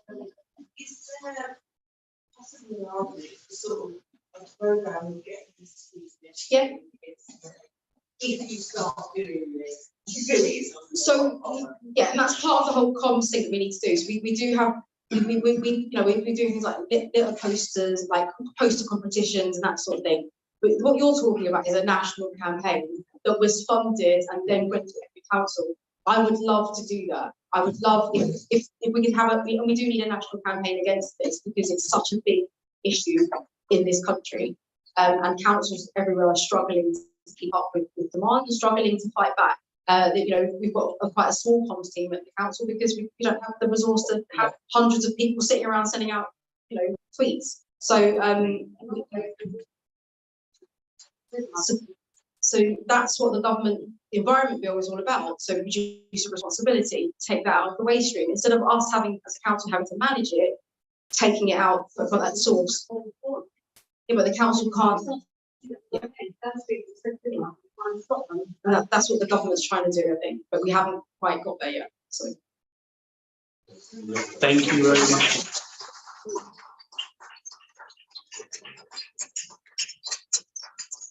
So we make it a second round before. So we obviously got really great hearing about the outsourced waste collection, the in-source on the street sweeping. Garth Road on the road sounds like a winner across here. Yeah. So that's it. Right. And really good to get some positive feedback as well from customer experience. So thank you very much, everyone. And do send your ideas to Tetra and officers when further communications and consultation will be rolled out. So I'm going to hand over to Chris, who will talk about the future of engagement in Merton, which will be coming to council in a couple of weeks. And then I'll pitch in towards the end, because I'm really keen to talk about the next steps of the form as well. Thanks, Len. Good evening, everyone. I normally just sit in the front and keep quiet, so it's just a novelty to be actually talking out loud to you all. What we did last December, remember, we did a survey around the community forums. We also looked at all of the activities we offer and looked at what we've been doing over the last couple of years. We learned a lot during COVID and doing things differently during lockdown. I couldn't put people in rooms and post those because for obvious reasons you couldn't do that. And we got some really good feedback from people about these forums as well, both the ones they used during when we were on Zoom because of COVID, and the ones that have happened before since. We also looked at what all the other boroughs are doing in London and other boroughs around the country. And there's a wider program as well going on, colleagues in our policy team leading on, about how we engage with our communities and particularly our community groups. So what that led us to was there's a real need to change to our game and to do a lot more to be able to engage with residents and professionals. So we're proposing three great main areas. Firstly, what we call face-to-face engagement sections like this. And I'll go into more detail what we're coming to. Secondly, then we've got a gap around what I would call civic society. So we've got a lot of networks with our wider sector, community sector, faith sector, but not with our residents associations, friends groups, those smaller local organisations. And I think we learned a lot during COVID that there are lots of these informally, just WhatsApp groups for their street. And we really need to be able to tap into that and work with those groups. And also we learned from COVID that we need to do more and offer a better digital platform for people to engage with us. So in order to do all of that, we need to increase our capacity within our corporate team. We have a number of different parts of the organisation that do their own engagement work. I'm not talking about that here today, be that adult social care, working with their client group or with our children's schools and families who work with young people. So this is about our corporate team. So community forums, and we got a lot of really good feedback. I think we've worked out where they are. They're both too big and too small. They kind of hit sweet spots of not working with one of them. So they aren't high profile enough. They don't attract a big enough audience. Tonight is hugely refreshing. That's the things I've seen in Mitcham in many ways. But at the same time, they're not hyper local enough. So if you've got people from one part of Mitcham who want to talk about their particular local issue, it's not relevant to the audience from the other side of Mitcham. So our sort of one size fits all, where we've got these town centre based ones, doesn't reflect the rural geography of where people's interests are. and at the same time doesn't attract, certainly in the eastern borough, attract a big enough audience. So we want to arrange a series of higher profile events. What we're going to look at trialing first is a sort of question time format involving leader and cabinet members, other people from services, police, NHS. So make a big sort of dance to those events. Mayor of London does something similar already. Other boroughs do other things that are similar. And it was the one thing in our feedback that got the highest score for what we were interested in coming to see. So you'd be able to come and quiz those local leaders, have your say. And then we'll also have in each area, it's still a community forum, but do it in a different way. So instead of having you all sat in rows looking at me and Graham, we have you on tables having conversations and coming up with solutions, and that's sort of working protocols. So we have one of each of those events in each area across the year. So you have a question time at one point in the year, and a forum where you are having a discussion at another time. We'll then look at what local activities are already taking place and how best to support it. So in many areas, there are already community associations that are doing a much better job than we are. They're getting better numbers, they're getting more involvement, the councillors are often involved in those already. So we need to map that, we need to understand who's doing what and how we can support it. So it's not a one size fits all, it's bespoke to that local. Civil society, and that relates to that last point about not being bespoke. At the moment, I don't think there is a strong enough level of communication and trust with those organisations. Often it only comes to a head because something controversial like the planning application, and that energises people, so it becomes a sort of us and them. Well, we want to do better than that. We want an ongoing dialogue. We want to be able to get messages to you, so well, this is happening, this is how we get involved, and you can get feedback on these are our local issues, how can you feed that into the rest of the council. So we want to map what's out there, who's doing what reach they have. Is it just a WhatsApp group for our street, or is it a formal structured organisation with regular meetings? We've got loads of both of those across the country. But have a designated contact you can reach the council and say, well, we want to discuss this issue at our meeting. Can we get some input from the council? And also then provide a bespoke e-newsletter. We've got a new system for our newsletters. If you're not already subscribed to the council one, please do. My colleagues will be grateful if I get a bump in the numbers. What we want to do is something bespoke for those residents groups that again focuses on this is the stuff that's coming up, this is the stuff you can get involved in, these are the local events that can be of interest. We want to try and bring these groups together as well. So we're proposing to have an annual meeting, invite all those groups, which we put that out, to come together, talk amongst themselves, look at shared issues across the borough, be it waste collection, the environment, or whatever those issues are. And so you know you're not alone, and you can share that. I think sometimes for associations, because you're focused on your local area, you don't know what someone's doing 2 wards over, and it might be really interesting work you can learn from and understand and share. And then the third bit is around our digital offer. So at the moment, we've got a consultation hub. If you go to merton.gov.uk/consultations, it lists all the things that we're currently doing, and you can register for alerts. So if you do put things up, you get an alert. It also is really useful for us as a survey tool attached to it that allows us to build online surveys and use those quite a lot. But we learned by using some other tools during COVID that there's more out there and we can do better. So one of the things we used during COVID was a mapping tool that allowed people to put a point on the map and say that area is important because of X, and we've got really good feedback from that. So that's something we want to try and integrate.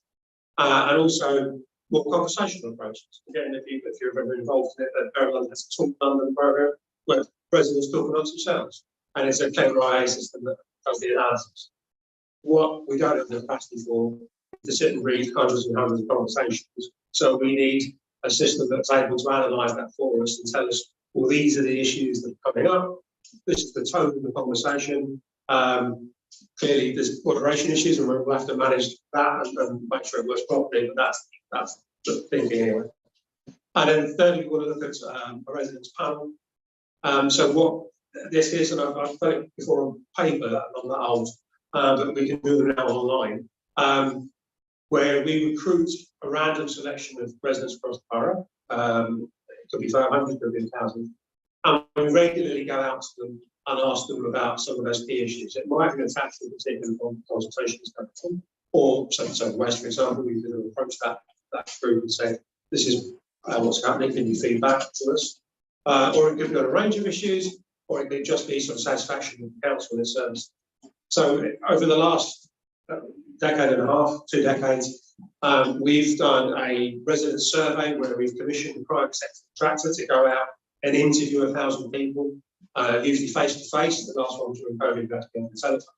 And that's a really expensive way of doing things. And it only gives us a snapshot every year or every 2 years, whenever we do. And often it throws up more questions than answers, because it tells us there's a problem, but not why there's a problem, and not what we can do about it. This will give us more flexibility. So if there's an issue we want to address, like climate change, we can ask that first question, how worried are you? But we then can follow it up with, well, what can we do about it, and what are the other ideas you've got? So it'll give us a lot more flexibility for colleagues when they come to us to say, how do we engage with our residents? Well, we have this option for them. So to help us deliver all that, it's quite a lot. We're looking at bringing 2.5 staff in, an events manager to focus specifically on organising those big events. They'll also do other things for the organisation as well, not just the events I talked about, but do them professionally, do them properly. I was asked the scrutiny when we talked to them who might host those question times, and I said, well, the mayor's one's usually hosted by Nick Ferrari. I don't think we'll get him, but let's start. We'll see if we can get something locally equivalent to do. Then we're also looking at community development, also post. This bit I think is quite exciting. This is the bit we'll look at that civic society relationship and build up that level of trust, build up that level of dialogue. And at the moment, I have a half-time engagement officer who does the business as usual stuff around organising consultations. So I'm going to make it a full-time post, and those posts between them will look at hosting that digital platform, the residents panel, and as well as our ongoing conversations. And we do sometimes about 150 conversations. So at the moment, on 1.5 staff, that's quite a lot of activity to go on. And I think at its peak, highways have been doing 30 school streets and LCNs in the space of 2 weeks. So having more options and more flexibility will make that easier than we can meet those kinds of demands. So where we are at the moment, we went to scrutiny, and they were pretty supportive of the plans. I'm welcome that we were doing something to address this. I'm coming to the community forum meetings, and I do anyway, so why not? So I'm here tonight. Obviously, we've got more than tomorrow night. We are in Wimbledon in March and Rosebank in April, so we'll have a conversation there as well. We'll look at starting the approval process. I'm in the middle of having with our HR department at the moment. And then the final decision will go back to cabinet. We think in June, but that's currently a conversation that's taking place with a view to us having everything in place ready for a new structure in the autumn. So happy to take any questions. I think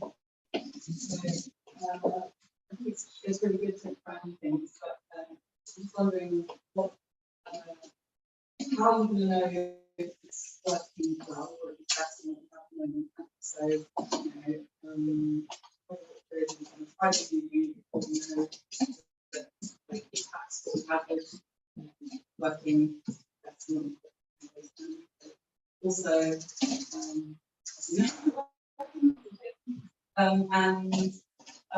it's just my experience that in terms of choosing my annual resident, that it's extremely difficult to make that a very enough representation of the people, why the people that are being on, and how someone can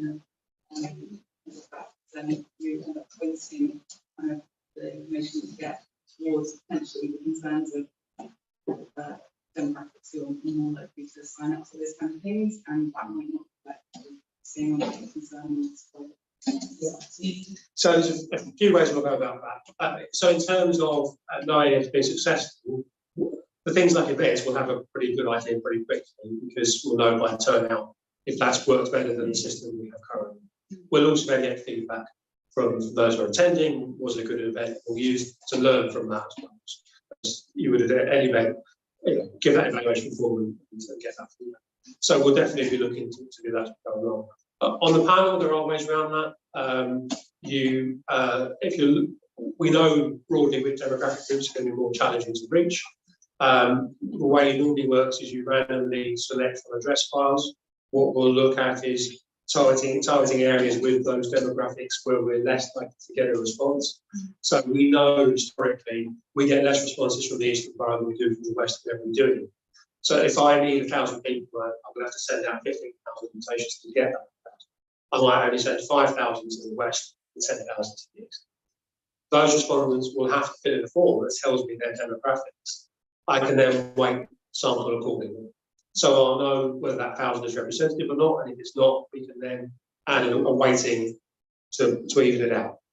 So I'll be able to get there with a degree of confidence. We've done this before, but we're very, very learning technical.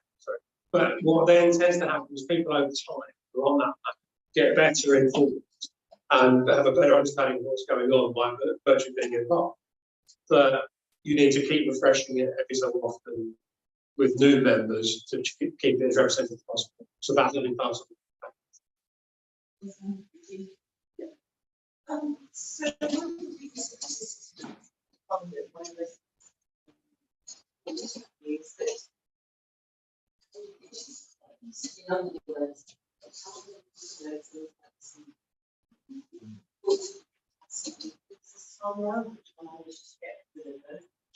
but there's something to be said about that real passion being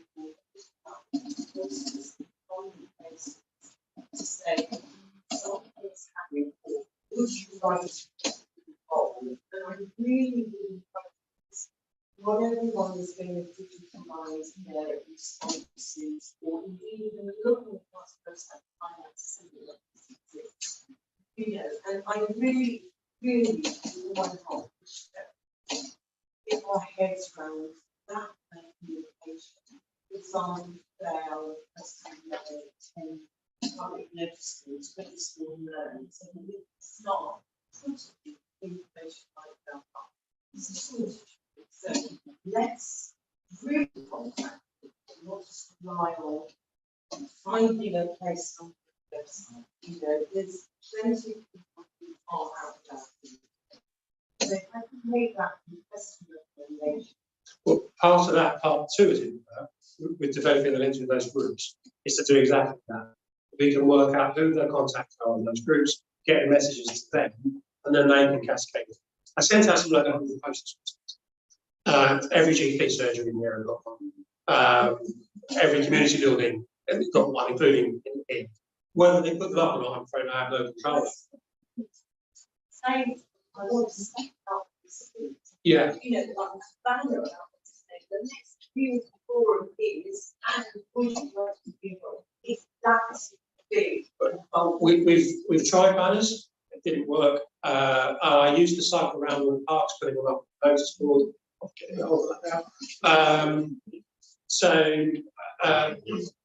Well, I mean, Bible kind of spoke notice for me. So, yeah, so I've always been open to suggestions of where I can send them to. Always wanted to add to that list, and I'm happy to do that.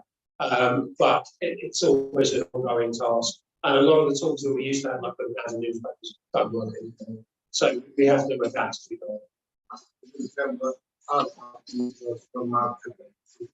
I send them to the supermarkets, but again, if they've got to be notice boards, I know about it, I send it. I spoke before in the test.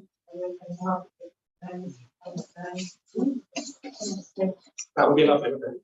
People, Yeah. they sit next to the people walking about stuff. That would be a very good thing. No, they could go and look at a big one. Yeah.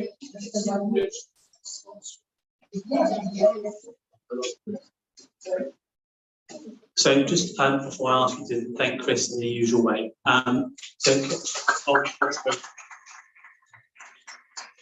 I mean, So, I mean, for me, I took the key from it. It's obviously this is the last community forum in its current format. So just making sure everyone's aware of that and have that in front of their minds. Just out of interest, some nods, some shouts. Jill's a point about how people found about tonight. Was it word of mouth? Was it email? Word of mouth? Email? Morrison? Okay, cool. So, all right, okay. Well, so basically, we talked about, or Paul talked earlier on about this having some sort of workshop for the town centre manager. So in between now, because this is the last one, and when Chris's system's up and running, if you want to continue the dialogue, what I've done is I've got an online form here to put your email address in, so that if you want to take part in a future workshop that's before stuff comes online, by all means complete this. I can put this around and just put it, go back row by row. If you want to fill it in, do fill it in. If you don't have to. But the idea is if you do want to continue this conversation's current form, we've got that as well. Sasha? Just quickly, so Siobhan McDonough, your local MP, as you'll be aware, she'll be, along with us fixed councillors, will be holding a meeting about town centre and about the future of the town centre. Hopefully in March, we'll be promoting that.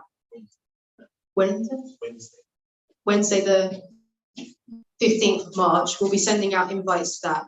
And a lot of that will be about what ideas we can put forward to this town centre manager, and we'll catch that there. So you'll be getting invites to that soon. So hopefully we'll see you there. And if you can't, of course, also feed into to the chair here. Thank you.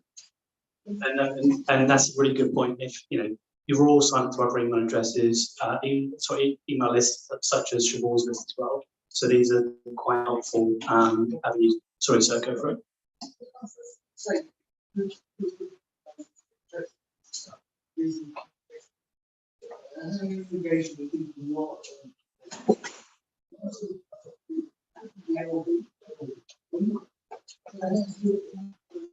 No, that's a very, very good point. And I think, I mean, I've just been chair. This is my second meeting I'm chair since this forum now only meets twice a year.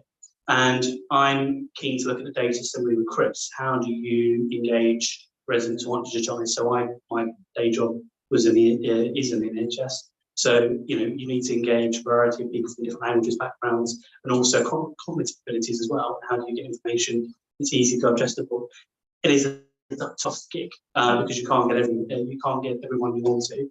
But I think by analysing and just basically even just understanding the comms routes to information tonight, clearly, as much as it's important that the newsletter, the word of mouth that Jill raised is important. And I'm definitely going to take away that, to run it more noticeable to my board as well. So these are the approaches we can do. It's just, I think it's called omni-channel campaign. So it's not just digital, it is.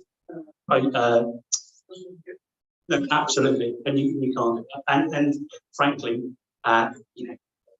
you've probably seen us enough on the doorstep as it is, but it takes about 7 times for you to hear a message once. So that's why you have different channels and multiple ways of doing it.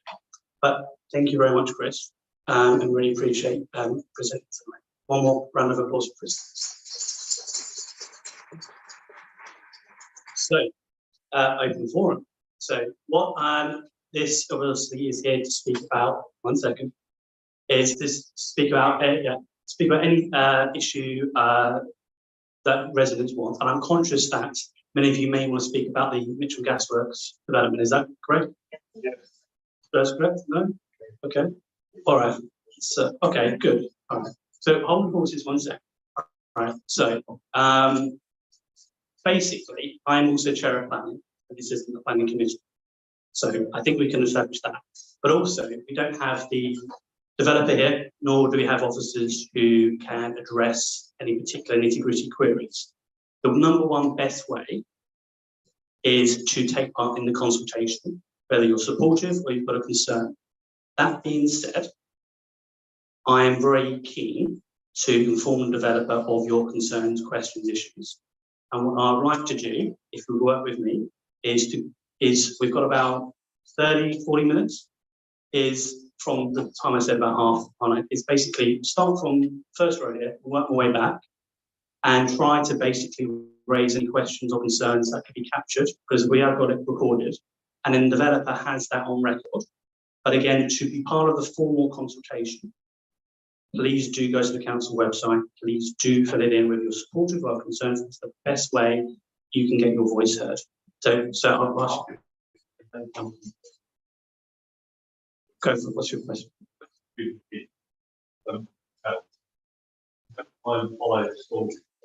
know how. There. There is fire. Yeah. Bid wise, yeah. Yeah. So I understand. Why not? But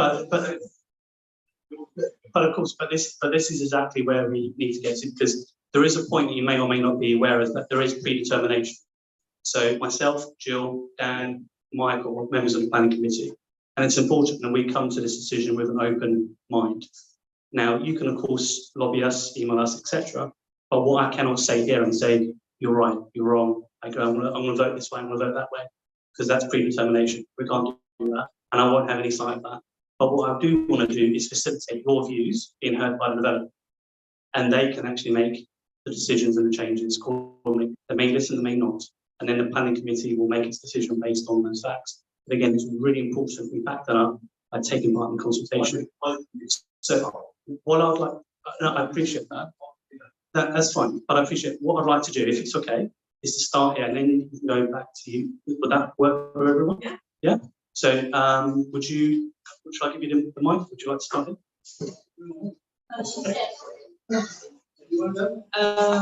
Yeah, I think they're too tall. I think you'll be able to see them from Mitcham Common, and they'll overshadow all the houses around them and the community orchard, which we work quite hard to build up into a lovely space. And the houses inside are too tiny and pokey and single aspect. Like, we're going to have people living there that are living miserable lives. Those are going to be our neighbours. We don't want them to be experiencing that kind of life. So, one thing, I may ask you a question. It's not to challenge or say I don't agree or disagree. It's trying to tease out what you actually need. Right, firstly, they're too high. There's too high density of people. The architecture is not, well, it's not greatest, it's just square blocks. A bit more architecture. What we were hoping for was more of what we got at the other end, what we should have had in the first place. If planning had worked out right, they would have been at the front. So that's what we're looking for, that sort of thing. Nothing about 5 stories. Because it's just, you're creating a problem, because you've had a problem at Fitzbridge and you knocked it down. The same is that the height of the place, it's the parking, the congestion, and I'd also like to know why the councillors that we're emailing are not getting back to us, not replying to us. I've only had one reply from my emails objecting to it.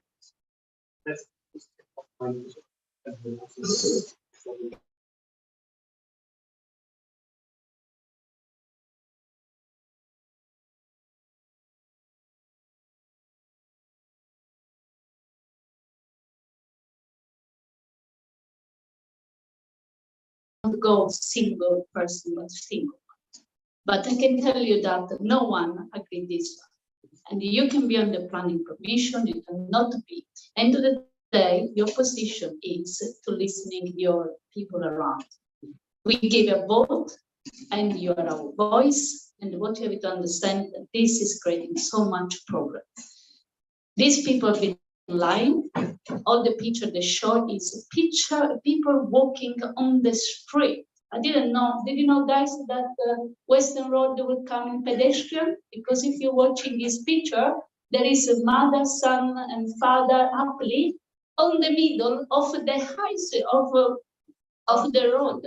So all these things they created, it's a pure lie, and you guys are there to protect us. Because you are our voice. It's not matter you like the design. You are there for us. And us, we don't like this. Simple as that. density and everything people say.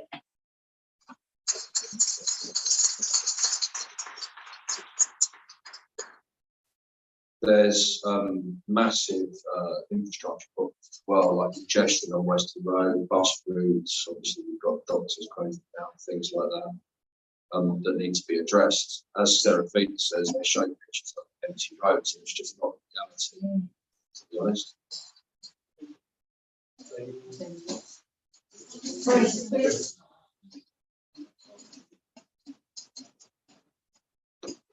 So I think 2 points really. The first one is about infrastructures and how local doctors, local GPs, local schools, how are they placed to receive all these new people? And I'm personally not philosophically against buildings that are above 3 floors. I think it's okay if they have like a nice sort of design.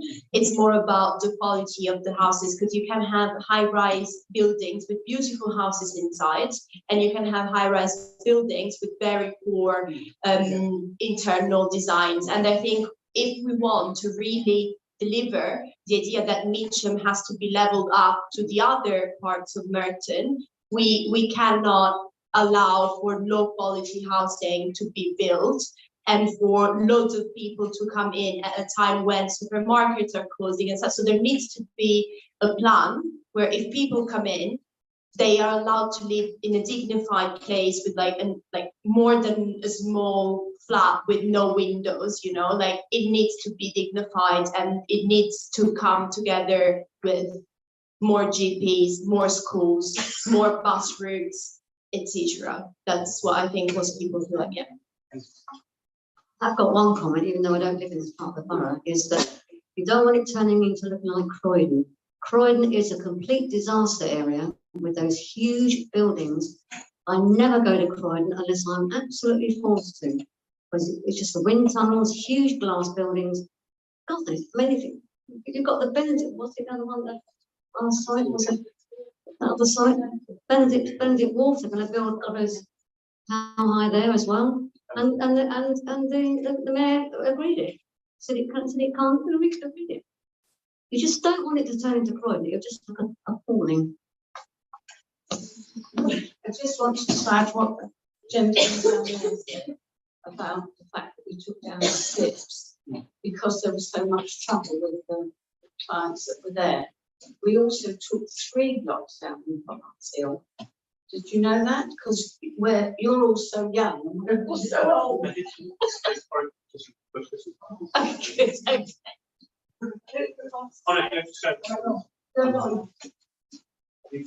No, don't keep this saying it anymore. People don't want it.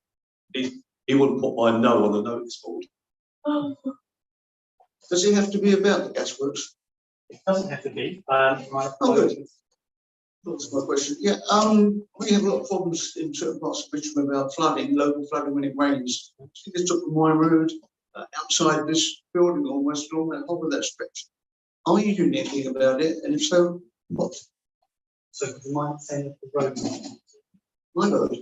The road you mentioned. So just main highway. The top of Bramcote and that pretty green road along there, it just floods every time it rains. Okay.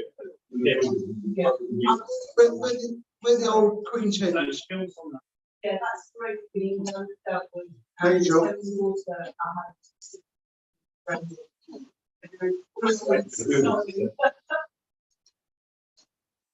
Could you, before we comment on the application, tell me when the inspectors report, whether the inspectors report on the consultation on what is the state of the determination by the council in respect of the capacity of that?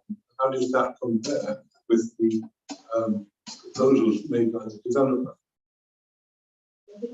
So I think someone also thinking about the land destination for that particular and what capacity was those sort of Yes, I have looked at I have this impression online of this site.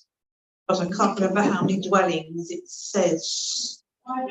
So 600. So the developer is going to develop that site from Seneca. And there'll be a housing association presumably take it over.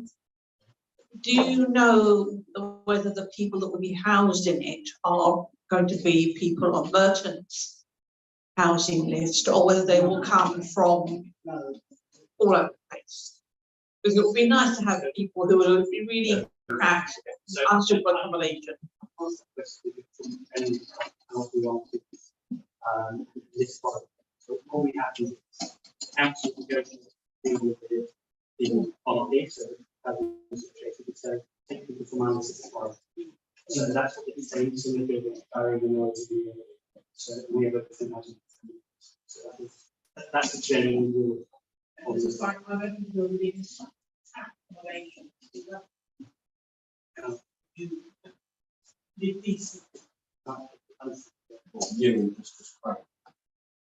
Yeah, that was right. So I have the same concerns as everybody else. It's far too tall. The majority of buildings blocks, tower blocks are 9 stories high. We don't have anything around here that's 9 stories high.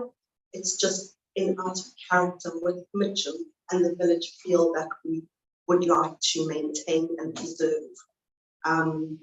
It's going to, if it does go ahead in its current form, it's going to be a David versus Goliath. You know, and personally, I don't want to be living in that sort of area.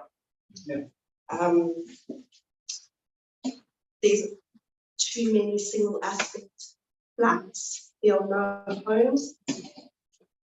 A person doesn't want to be living in a flat or a 4-bedroom, a 4-walled area with 1 window. That's just not humane. 1 window.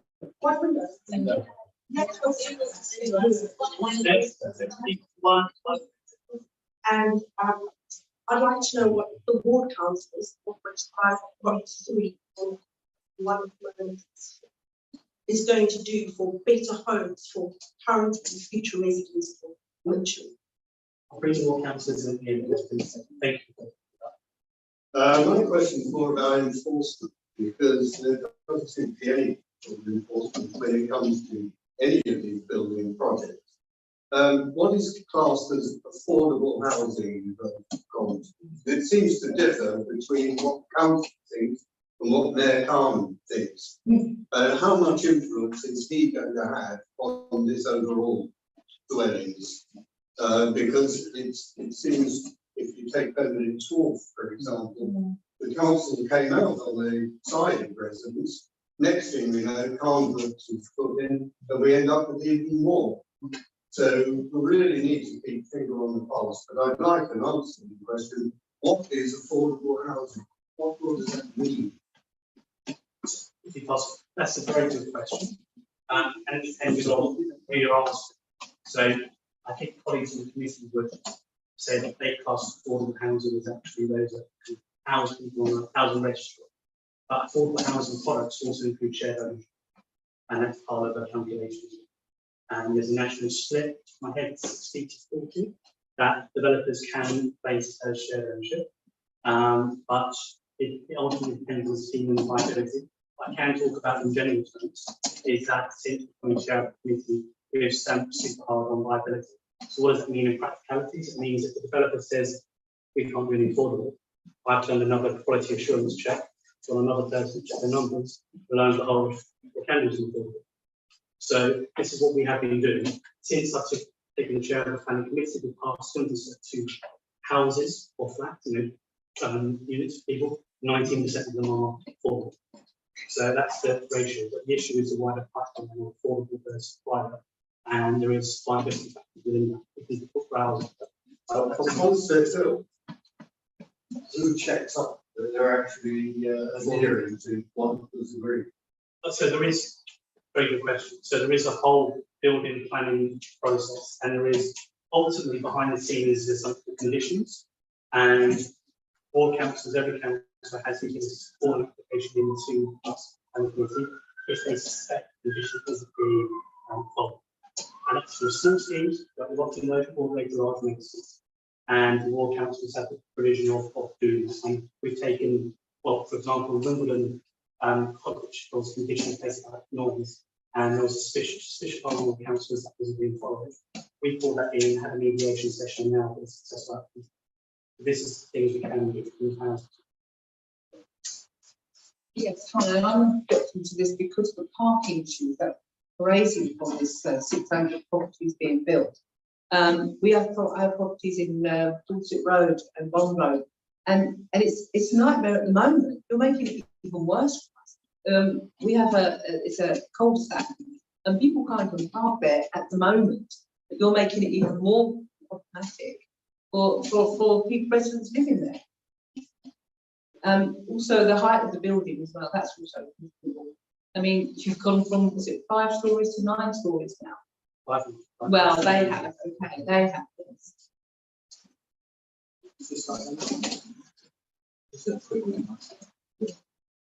No, I just wanted to mention that, sorry, purely as a matter of interest, there's an equal protest going on in Streatham Vale in relation to the home-based Sainsbury's being knocked down.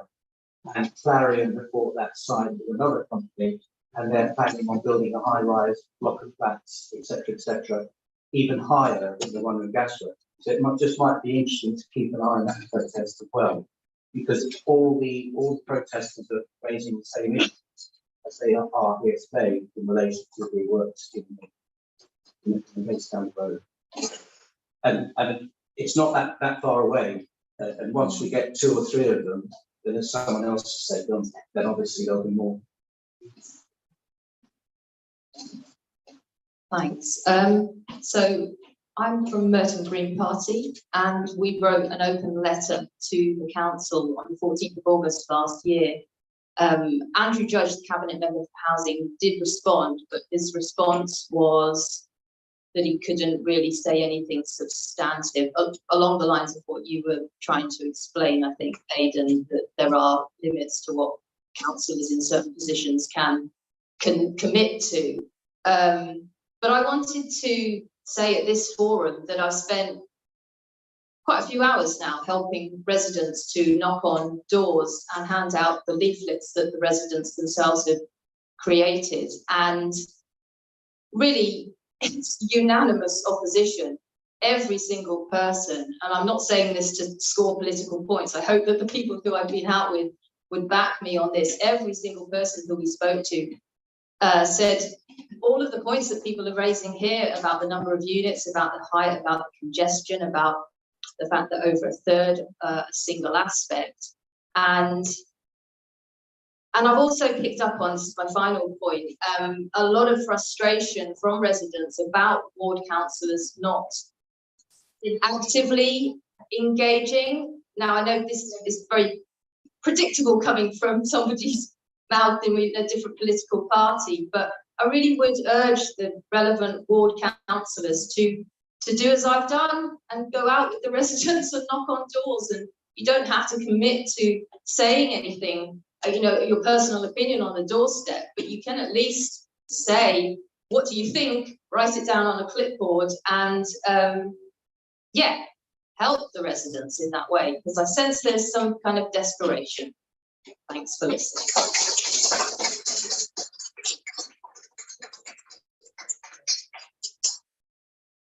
Hi. Are you able to respond in any way to the Thames Water report saying that you can't even, the developer wouldn't even be able to supply these people with water if it goes ahead in its present state of application? And again, somebody mentioned earlier about the increase in the traffic, the ridiculous notion that these people aren't going to need parking, and that they only provide that everyone in 2030 is going to be renting cars instead of ownership. It just doesn't seem, it's not thought through. No, good. I can talk in generalities about the process, and mention related to different people. So, I appreciate there is a general view, and maybe general views for many applications, but there is a legal process, and we don't do commission like that. So, I appreciate the views of what you just mentioned. In terms of the specifics, the reason why there is a consultation is so that everyone feeds back in the process. What happens is, particularly in these obviously, you have a massive report, and then, for example, officers who are putting that report together will put that to the developer, and then they'll have to respond. And if the response isn't adequate, then that will be weighed against the rest of the benefits and disbenefits of the scheme, and then that's what the planning committee makes a decision of. Hello, my English not good, but I live in 26 Walsingham Road, by small road, but to level double lane, but sometimes my guests come in and ticket men come in ticket. But second question, I live in 26 years, and I waiting list for council house, council no accommodation. I still am waiting. So, on the general issue of housing, we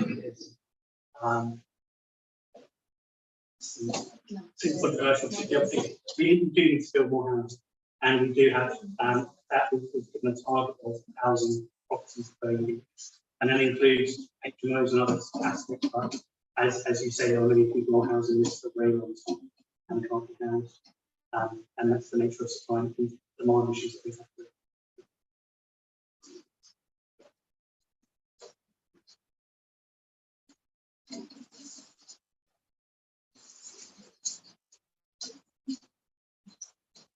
Just want to say I think it's far too high, far too dense, and Mitcham needs houses, not blocks of flats. Families need to be living in houses, not in boxes up in the air. So I totally agree with everything everyone else has said, and referring to what Julius has said, stop this happening, building better, building beautiful, which says time and again, people don't want to live in blocks and blocks and to live in streets and houses. My other question would be, would you build something like this, overcrowded, overdense, just inappropriate to the area in Wimbledon? You wouldn't. Why does everyone always think it's okay to do that here in Mitcham? Yeah, I agree on all points made so far. The fact that the plot is surrounded by houses, it's a suburban housing development. There's a demand for family housing in the area. I think the height is out of keeping with the local area, inadequate parking, lack of green space. The bulk and mass of the development is out of sync with everything in the local area. It's advertised as 6 blocks, but it's actually 10 separate buildings. I feel like some of the artist's impressions are pretty misleading. Yeah, the single aspect issue, the guidance is to build double aspect properties where possible, because I think that should be the aim here. The Thames water supply issue is a major red flag. I think there's a huge discrepancy between the draft local plan that was put together with the council's own research and data, and you talk about sort of community engagement. A lot of the local plan was put together with the assistance of community engagement and that communication, and the local plan said up to 400 units, and it feels like the developer has come along and said no, 600 because that works for us financially, and it feels like you're just ripping up the local plan on all of that community engagement, all the data, all of the research that you put together about infrastructure and, you know, what works for that site in terms of units. Rip it up, and would rather appease the developer than fight for what's right and good and proper for Mitcham and that site.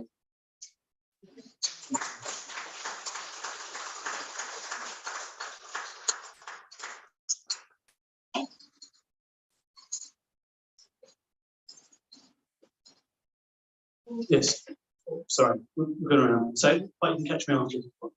So, look, firstly, I just want to say thank you for taking part in that and actually trusting me in to listen and to sharing and all for everyone, respecting everyone's views as well. So it was really, really good. Obviously, we've captured that now. I will, you know, my action from this, Chris is noting these down, these minutes are public. I will flag it to the developer, get in contact with them so they've got it there. But as I said, key thing is what you said tonight, please do replicate it, support our concerns via the planning process as well. So does anyone have any other open forum items other than this? So there's one there, anyone else? 2, 3. So 1, 2, 3, no. Yeah.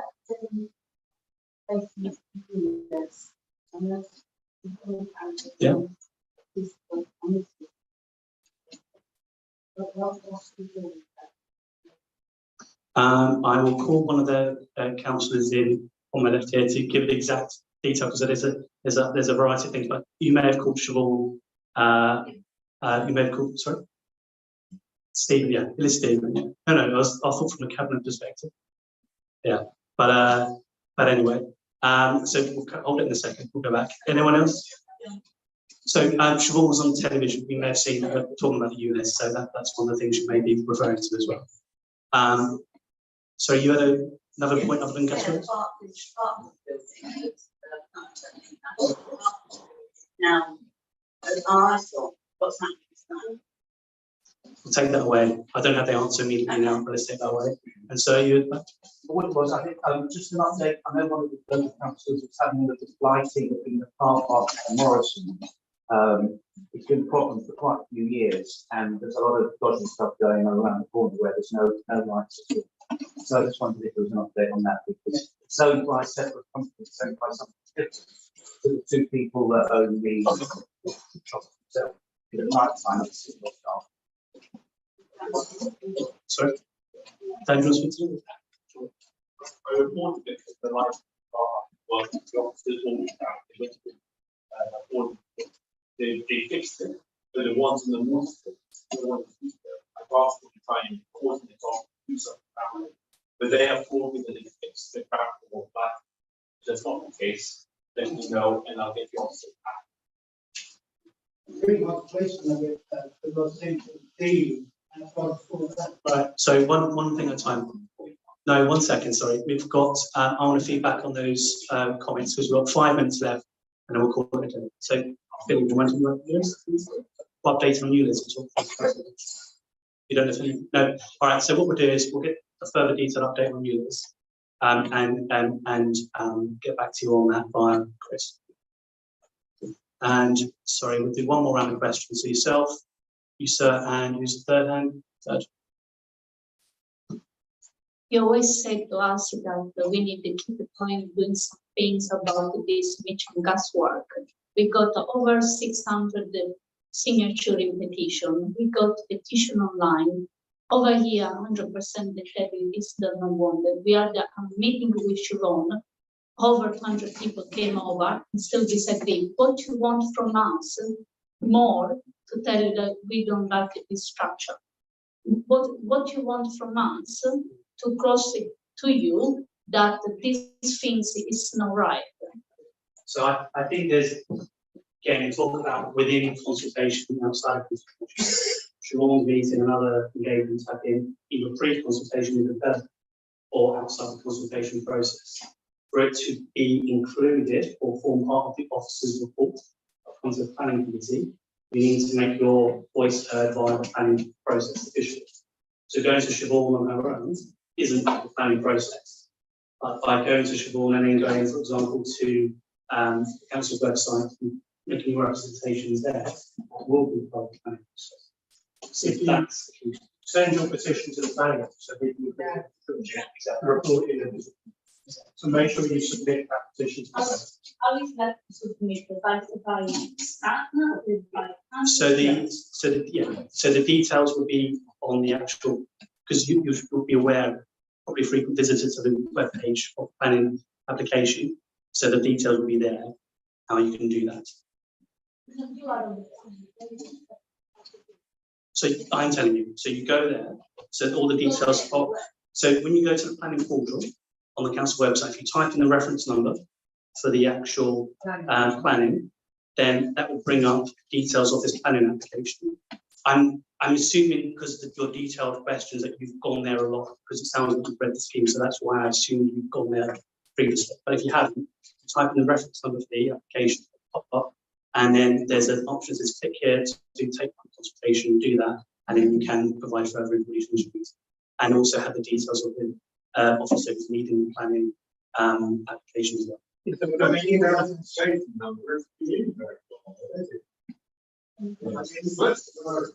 That's another objection to that. Because there's so many consultations. No, I appreciate that, but again,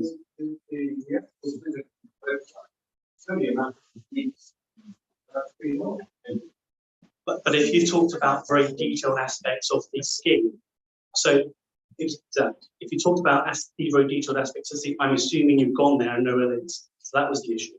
So that's my point. But if you haven't, have the reference number, Chris will, will make it available. So that you go there and read the scheme and obviously make your representation. And there was one more question.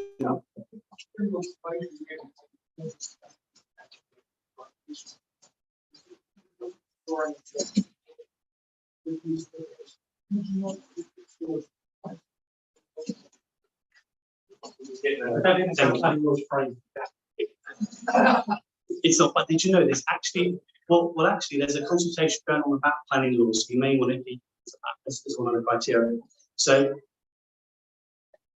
what I was going to do is actually open up to any other councillors who want to come back and need this to talk.